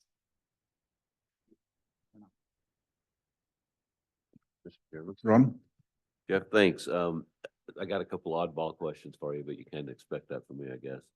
The SCOP season, you said it is limited to 86 days. Are there any other species other than the regular 107 days that are limited like that on the duck side? Mr. Chairman, Commissioner Davies, currently there is not another species that has the number of days limited. There are other species that have bag limit restrictions, pintails, scaup, redheads. Those all have bag limits, but currently scaup are the only species with a day restriction. And can you speak to why that would be? Yes, I can speak to that, and that it's in general, there's been a long-term decline of scaup continentally, and they have a separate harvest strategy associated with them. So within that harvest strategy, just like I talked about a liberal, a moderate, and a restrictive package, that's currently, I believe, we're in the moderate package for that. So in order to get to a 107-day season, those numbers, the continental scaup numbers need to increase to allow for additional harvest opportunity. Okay, thank you. And one follow-up if I Yep, could. Ron? And you mentioned 70% of duck hunters prefer a continuous season, but we don't see that in the goose season. Are goose hunters different in that regard? They like that split season better than the continuous one that the duck hunters like? Well, Mr. Chairman, Commissioner Davies, goose hunters are different. And what I would say is that we actually had similar results associated with that. If you recall last year, there was a proposal from the Panhandle to try and provide some opportunity early and late. That was something that they had heard specifically from their constituents. And so this was an effort to try and accommodate those comments. And I guess additionally, we're about to go out with a goose hunter opinion survey that should help speak to that even further in the coming months. Thank you. More questions?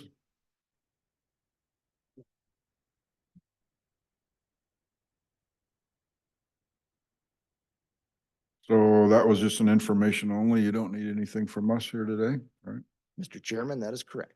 Okay, thank you very much. Thank you. We have a thing at 1 o'clock, which is kind of time sensitive, so I'm gonna go ahead and break us till lunch. And we will come back here at 1 o'clock. It's hour and 20 minutes, so. That work? Yep, that works. Lunch may not be quite ready. Okay, and if it's not, we can just go get a bit of sunshine for a minute, so all good.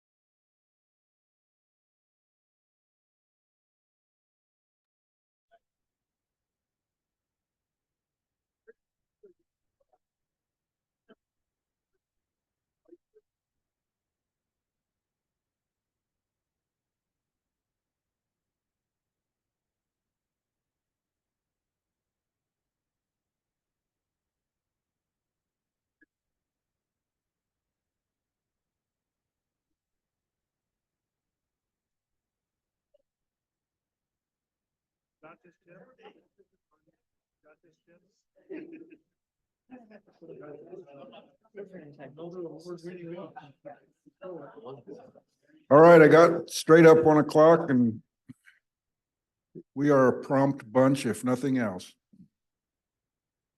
We're gonna move on to the Shikar Safari presentation. And I'm just gonna turn it over to my good friend, Director Fredericks. Thank you, Chairman. And actually, I'm just gonna in turn turn it over to Chief Wooten to walk us through this. All right. Thank you, Chairman, Commissioners, Director. It's my honor to be here. So Shikar Safari International Club is dedicated to wildlife management. They strongly support the North American model of wildlife management. Nationwide, they contribute funds to a myriad of projects all across the country and even outside of the country. Relative to habitat management, enhancement of wildlife and habitat populations. As part of that, and one of their tenets is the compliance portion of conservation law enforcement. So they sponsor officers all across the nation. That sponsorship comes with the coveted Shikar Safari plaque, a certificate as the Wildlife Officer of the Year. And somberly, it also comes with a life insurance policy if something should ever happen in a line of duty issue. So it is a coveted recognition. It's a very elite crowd.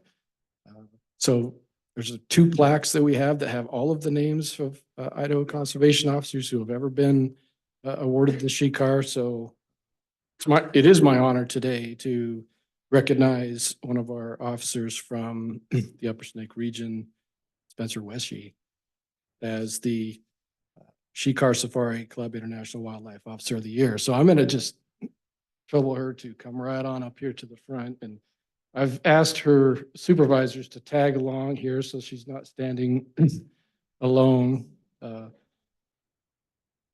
So Andrew Sorensen is her district conservation officer, and then Barry is the regional conservation officer in the Upper Snake. But it took me a lot of work to try to paraphrase all of these nominations. So these are nominated by peers and supervisors. And so anyway, give me just a moment to highlight some of the accomplishments. So Spencer's service to her community, fellow employees, and the sportsmen and women of Idaho are exemplary.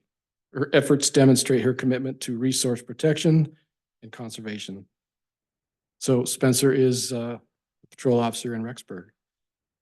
A recent realignment of officer patrol areas meant that she was responsible for about 25% more area than she had been. And in typical fashion, she approached this with a positive attitude and professionalism. Just so happens that that's also a very busy area that she decided to assume. So Spencer finds crime, and she finds more than most of our officers. These are very detail-oriented, time-consuming investigations. So I always tell our officers, I hire you to find crime, not write citations, find crime. And Spencer does that. So for example, one of her cases involved the use of a drone harassing mule deer and resulted in the harvest of a large mule deer over in the Driggs area. Another case started with an illegal bull moose, once in a lifetime species. The investigation also discovered unlicensed outfitter operating outside of the licensed area and an additional unlawful elk. Another investigation using information from a confidential informant resulted in a felony moose case, another once in a lifetime animal. This moose was not recovered, and the suspect attempted to burn the carcass to get rid of the evidence. But Spencer uses judgment charitable toward the offender, so it's part of our creed. So she graciously helped a hunter who had accidentally shot a bull elk with a cow tag. And through her inquiry, she decided that the warning was appropriate. And the hunter was extremely thankful and later sent an email indicating that it was a joy to work with Spencer in an embarrassing situation. And quote, she's a special warden representing Idaho. Love that warden.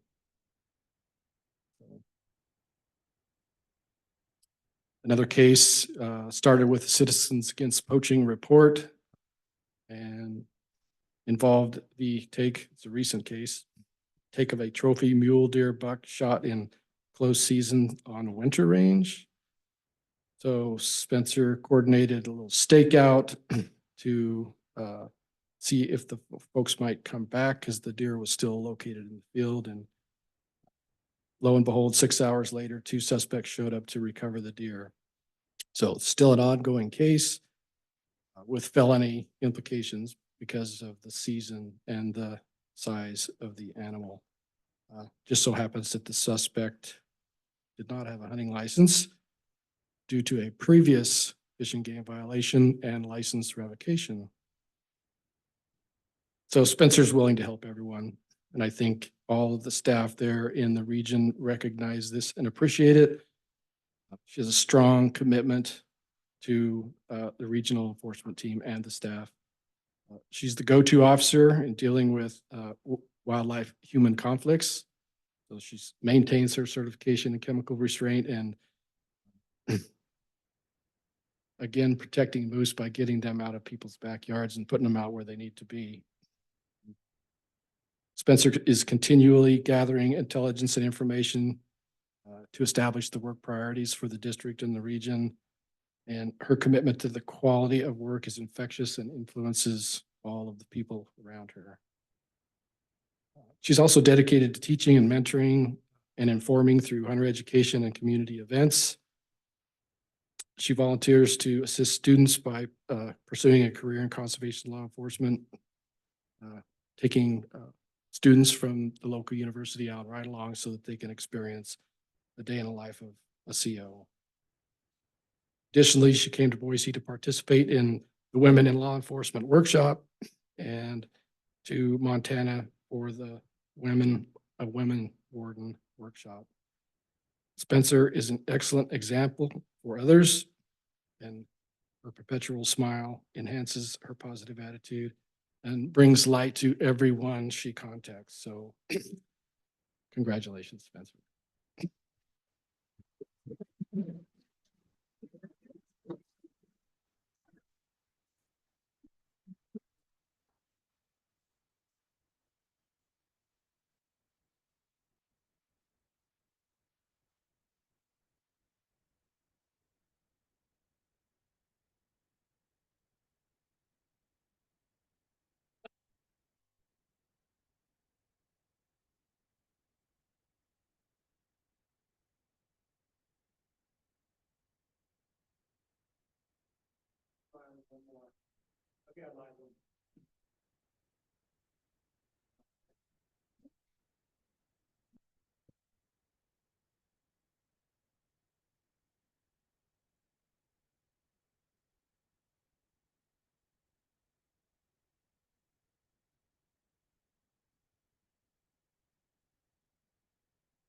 Well, that was a very good job, and that's part of the thing that makes me proud to be sitting here is someone like that. So appreciate the award. Sounds like an outstanding young woman. Wild salmon and steelhead monitoring and trends. Tim Copeland, Wild Salmon and Steelhead Program Coordinator. Mr. Chair, Commissioners, Director Fredericks, my name is Tim Copeland. Had the honor of coordinating the Wild Salmon and Steelhead Monitoring Program. My purpose today is to kind of explain the broad strokes of the work that we undertake to keep track of our wild salmon and steelhead populations for you. So I'm just going to be talking about the major components. I could be here all week if I really got down into the weeds, and we don't have time for that. But certainly I would be glad to follow up at any time to explain anything to the commission. What I'm going to cover today are a description of the size of the program, the major parts of the things that we do out in the field.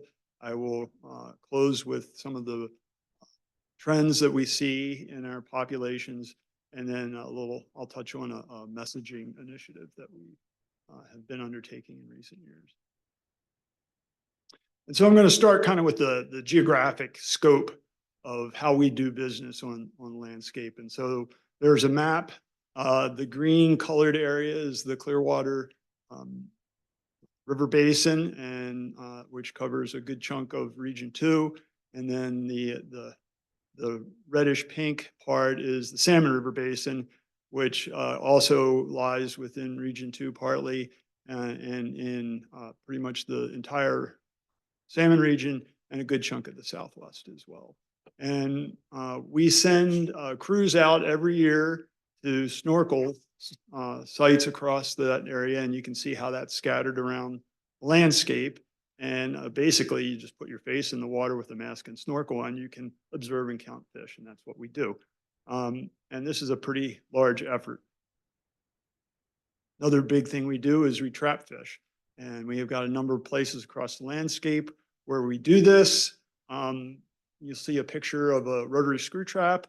The flow is coming down from the right towards the left, and as the fish move downstream, they become entrained in that cone. There's a cone, metal cone that's mounted between two pontoons, and it floats on the water. And as the fish enter that, they're forced to the back, and there's a trap box where they are retained. And then at least once a day, we have a technician on site who nets all the fish out, processes them, and then releases them to continue on. There's also, we have a juvenile sampling program at Lower Granite Dam, which is kind of at the edge of the map at the upper left-hand side. This is a very important place for us in our monitoring program, and I'll touch a little bit more on it later. Lower Granite Dam is about 40 miles downstream of Lewiston and about 430 miles upstream from the mouth of the Columbia River. So it's a long way from the ocean, but that's the best spot that we have to actually get a good picture of what's coming out of Idaho and then what comes back to Idaho. We do a lot of work also to observe fish on the spawning grounds, and this is specific to the salmon that we monitor. And you can see I highlighted the places where we go to do this, and we generally do this work in August and September. A lot of it is done by simply walking up the stream and observing the fish as they're spawning and counting the gravel nests, the redds that they make in the stream as they do that.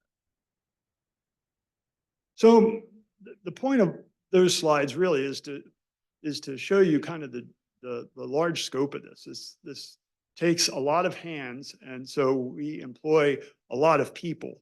We have a very large budget. We draw on a bunch of different sources, mainly from Bonneville Power Funds. And we have, when we have all our positions filled, we have 80 people that we send out, either, we have 16 full-time classified staff and then an army of temporaries. It takes a lot of hands to do that. Generally, you're handling fish and somebody has to be there to do that. And it's very labor intensive. So we approach our work strategically. We have a couple of questions that we kind of follow along. And the first is, what is the status of our populations versus what we would like them to be? We have a series of goals in our fisheries management plan, and are we close to those? Are we far away from them? And then how is that status changing over time and across the landscape? And what are the important factors that affect how those things change? And perhaps most importantly, how do our management actions affect the populations that we're trying to manage? And to do that, we look at how many fish are out there, how fast is the population making new fish, which is the productivity, where are those fish out there on the landscape, and then what are they like? I mean, are they doing all the things that we would expect them to do? Do they have a lot of genetic diversity, so forth and so on. So that's kind of the general approach that we're taking.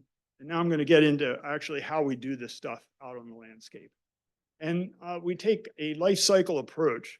And so when the salmon spawn and put their eggs in the gravel, and then the young come up out of the gravel and rear in the streams that they were born in, we can actually count them, observe them in our snorkel surveys. And then as they move downstream, we have juvenile traps where we can intercept them and collect information on them. And then at Lower Granite Dam, as they are leaving Idaho, heading towards the ocean, and then coming back as adults, we can collect more information. And then lastly, as they're in their spawning reaches, we can make observations on them. And this basically gives us cradle to grave information, salmon and steelhead populations. So this is a short video showing kind of how we do our snorkel surveys. You have a crew of 5 to 6 people, and they get in the water, and you generally move upstream in a line, and you count the fish as you go. It's not complicated, but it's hard work, and we do about 200 sites a year on average over the last several years.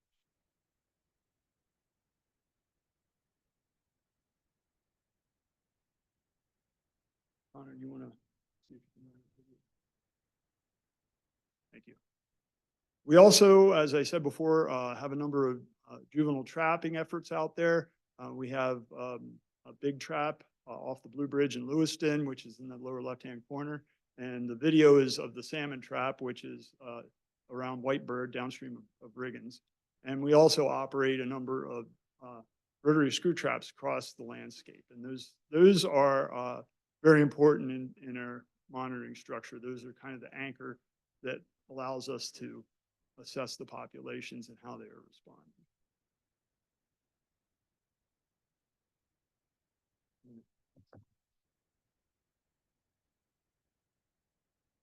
Lower Granite Dam is very important, as I already stated. We began sampling adult steelhead in 2008 in the fall, and the adult trap is in that upper red-hand upper circle, the red circle there. There's a trap there, and we have technicians that go there and help take the samples that then they take back to the lab and other information that we use. And then the lower circle there is where the juvenile fish facility is. And so any fish that are entrained in the bypass pass through there, and we can sample fish out of that. And so we can get both how many fish are leaving Idaho and then how many are about to re-enter.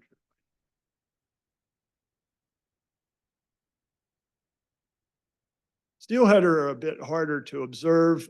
They spawn beginning now. And so as the snow is melting, they're out there moving into their spawning streams and putting their eggs in the gravel. And it's very hard and actually dangerous to get out and do some of those surveys.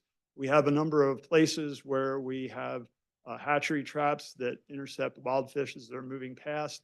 And we also have a couple of weirs. A weir is a fence in the stream, and you can see a picture in the upper right hand of the weir that's in Fish Creek, and then we build a trap box that's off of that, and the fish will move back and forth until they find where the trap box is, enter the trap box, can't find their way out, and then we can net them and collect information. And we also use the Lower Granite Dam program to leverage some further observations in our spawning streams. And we use what's called a PIT tag, which is a passive integrated transponder. It's a computer chip with about 40 foot of wire wound up and put inside a little glass capsule about the size of a grain of rice. It's the very same thing that we put into pets and livestock to track them. It was first developed to track fish in the Columbia River system. And as those fish, we tag them at the dam, and as they move into Idaho, there are places where we've put antennas across the stream, and you can see the bottom left-hand or right-hand picture is the lower part of the Loxall, just above Three Rivers. And we put this antenna out across the river channel, and then when the river comes up and the fish are moving, they tend to hug the bottom, and we can detect them as they cross that array. And because we already have information that we collected off them at Lower Granite Dam, then we can understand what's going on at that spot in the landscape.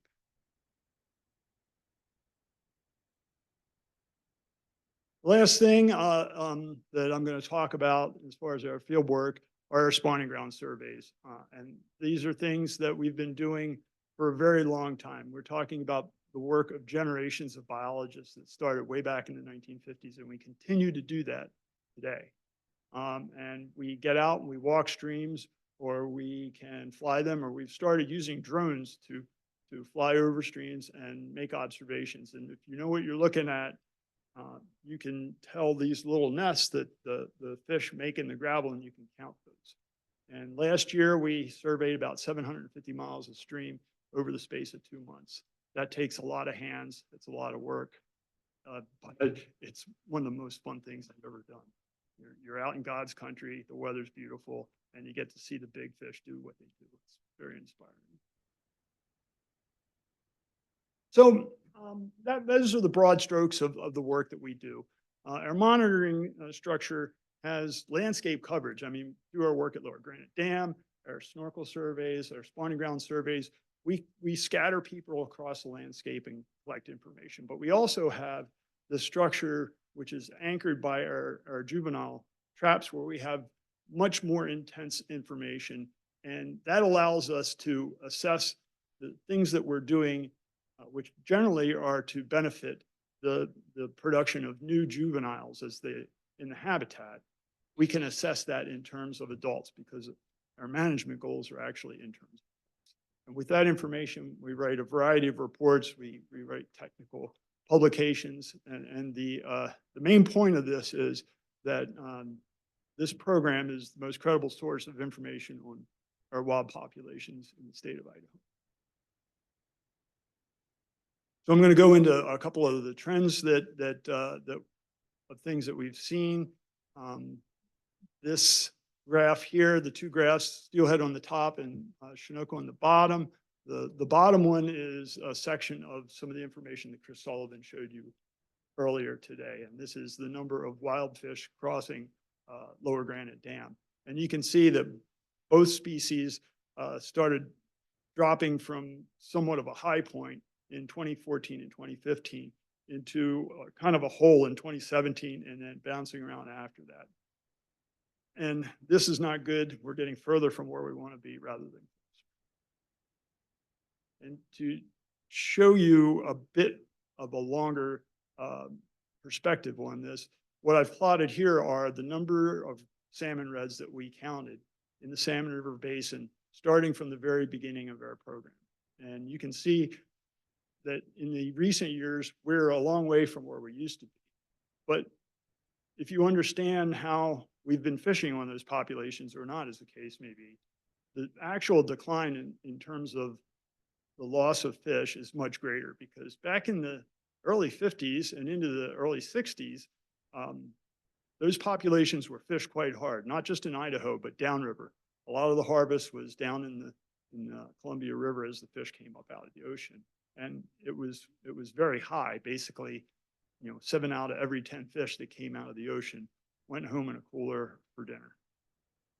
And then as we got into the late 60s and into the 70s, harvest was curtailed. The last time that we had fishery on wild salmon in Idaho was 1978. And we're bouncing along at this low level and have been for quite some time. So I think I kind of just summarized my main point out of those trends there. We're not getting close to where we want to be. In general, this can have some knock-on effects on our fisheries. Number one is that we have to fish around the wild populations, and sometimes if there's not very many of them, it constrains what we are able to do in terms of our management. But to be fair, generally, if it's not a good year for the wild fish, it's not a great year for the hatchery fish either. But something that I don't have time to get in today, but looking at our juvenile data, we can actually see that especially our wilderness populations and fish that are spawning in good habitat, they still put out a fair number of juveniles. And this to me is cause for cautious optimism. I think our populations are very resilient, and if conditions can change to favor them, they will respond. The last thing I want to talk about is the campaign page that the program put together, which we started working on in 2017. And we use this to host blogs to talk about things like the things that we saw. So the videos that I just showed were all off of our blog. We talk about habitat restoration and how that affects our steelhead populations, and the federal government, NOAA Fisheries, reposted some of these stories on their website that we had put out on our own. And sometimes it's just cool things that I saw. We went down to the South Fork salmon and watched salmon jumping into a waterfall, took some videos, and it just took off. It's an honor to get to work with animals like these, and being able to share some of that excitement and passion through this means is very exciting to me. And we're hoping to grow that as kind of a public outreach tool. So that's pretty much what I have today. The 3 points I would like for you guys to take away from this is that we actually spend a lot of time, resources, and effort to track our wild salmon and steelhead. That the Wild Salmon and Steelhead Monitoring Program is the most credible source for information. And if you have any questions about that, I would be glad to answer those. And if I don't know the answer, I know who does. Thank you. Thank you. Questions, comments? You. Good. Sorry, just one quick question. I've seen them out doing the snorkel surveys, and I'm curious as to how big of section do you do of these fairly small creeks? And I guess you do the same section every year or every couple of years? Mr. Chairman, Commissioner Davies, some sites we visit annually. Others will visit occasionally, or sometimes we'll just pick random sites out in the wilderness. And generally what we do is we focus on about 300 yards of stream. And we'll start at one end, like at a riffle, and move up until about 300 yards later, where we hit another spot where there's an obvious break. And you just coordinate the crew, and you move in a line, and people count fish by species. Thank you. Anyone else?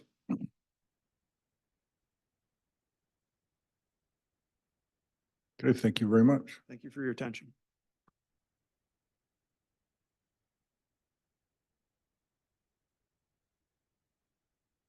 Number 11, Director's Report. Director Fredericks. Thank you, Chairman. So I will just briefly go through, per usual, and hit some of the highlights. You've got the full volume of the different bureaus' reports there, as well as the regional reports. Starting with the Bureau of Administration, you've heard about this already. We touched on it today. The launch of the e-tagging for the salmon and steelhead permits begins next month, so looking forward to that. The first return tag sale of our 2024 season is tomorrow, so we're looking forward to a smooth sale there, and that is going to incorporate all the performance enhancements that were created for the December 1 sale. So knocking on wood that all goes very smoothly. Onto the Bureau of Communications. They've been busy with a number of things, very busy with a number of things. Fisheries, cooperation with the Fisheries Bureau has taken up a fair bit of capacity. The Fisheries Bureau has kind of three big things going on right now. The spring Chinook season settings that Chris Sullivan shared with you earlier. We're embarking on the new seasons and rules for the 3-year cycle. And then also the Bureau is developing their new 6-year state fish management plan. And so the Comms Bureau has been working with the Fisheries Bureau on all the outreach associated with that. An exciting event that we've got this year that the Comms Bureau is taking the lead on is the 125th anniversary of the agency.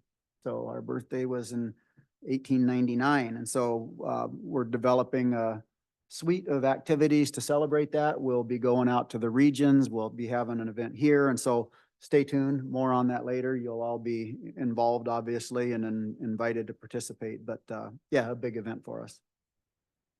Social media continues to grow, and just a shout out to the Communications Bureau folks that are making that work, because social media does not grow if you don't have good content. And you can see the numbers there, but we have basically continued to increase on Facebook and Instagram and LinkedIn. So all that's exciting. And then we've got new platform. All this is Greek to me, but we have new platforms, Threads and Nextdoor. So all excited about that.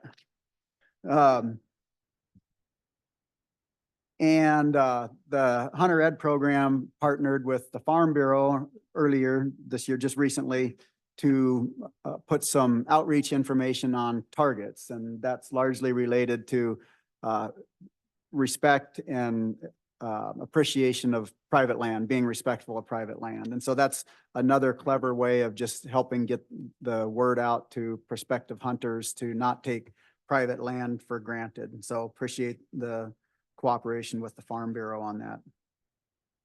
On to enforcement. Again, congratulations to Spencer. So I guess she's come and gone already, but good for her. And also in enforcement, Chief Wooten is down to 4 vacancies. So we've been chipping away at that. That's the lowest that it's been in quite some time. So hopefully it continues to go in that direction. The Special Investigations Unit, which is the folks that work largely undercover dealing with some of the more serious wildlife crimes, has had some restructuring, personnel shifts. So they're getting their feet under them and developing as a new team. They've been working with regional staff around the state and prioritizing case files to deal with. Bureau of Engineering, I say this every time and it continues to be true. There's just a long list of activities and projects and developments that the Engineering Bureau has been working on. And I did tell you last meeting that I'm going to get Clint and his team to give you a presentation and an overview of that program, so you have a better appreciation for what engineers do for the agency. We'll kick that to the May meeting in all likelihood, but more on that later.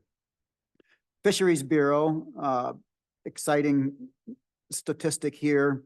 Payette Lake is a water body that we've put a fair bit of energy. I say we, it wasn't me.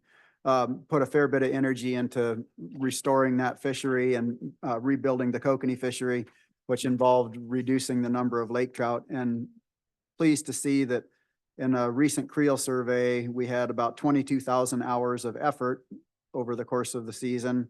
And you compare that to 2010, when we had about 7,000 hours of effort. So we've over tripled the fishing effort in Payette Lake through active management. So kudos to that team. South Fork Snake River, cutthroat trout.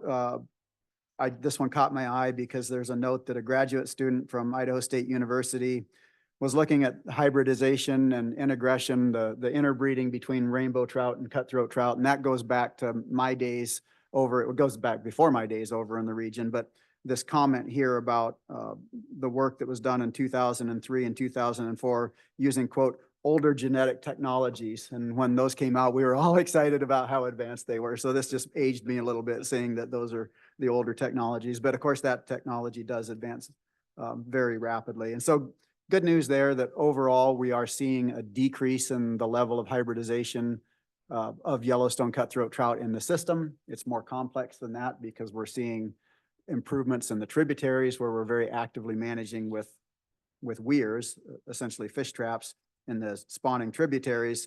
And we're seeing more integration in the main stem where we can't really control rainbows and cutthroat spawning together. But overall progress, which is good.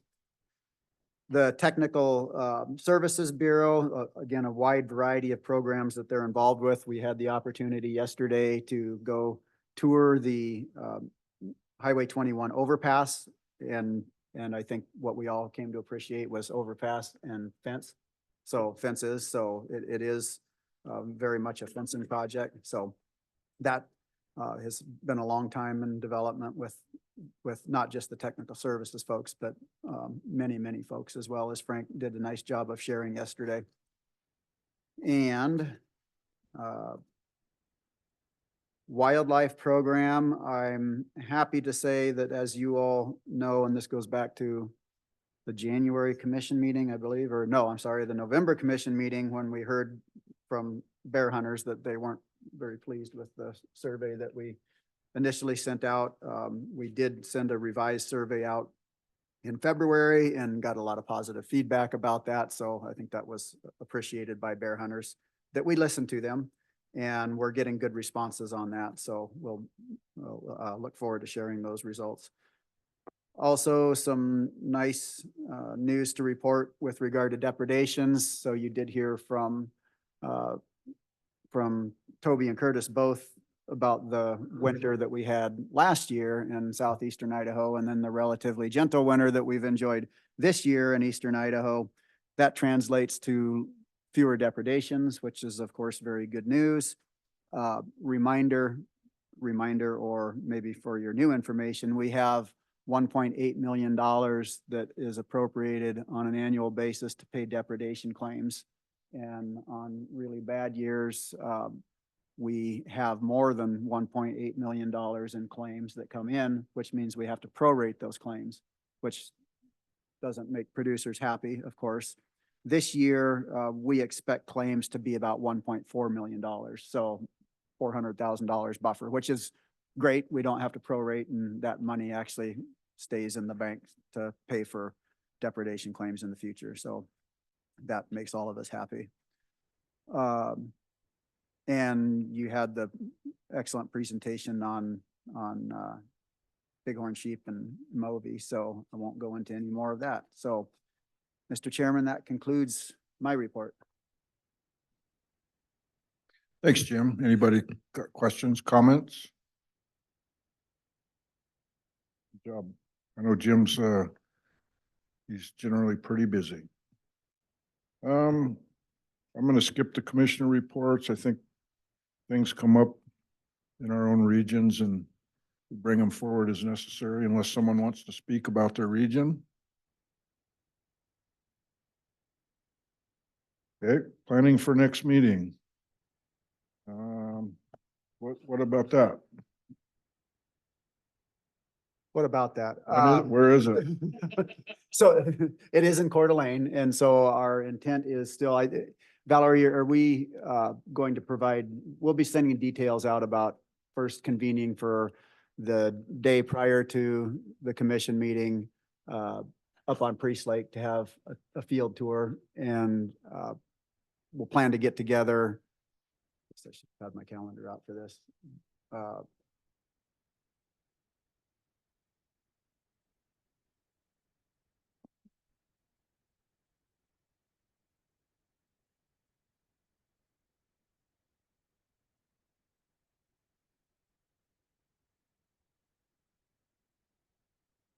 Yeah, I just want to make sure I get the.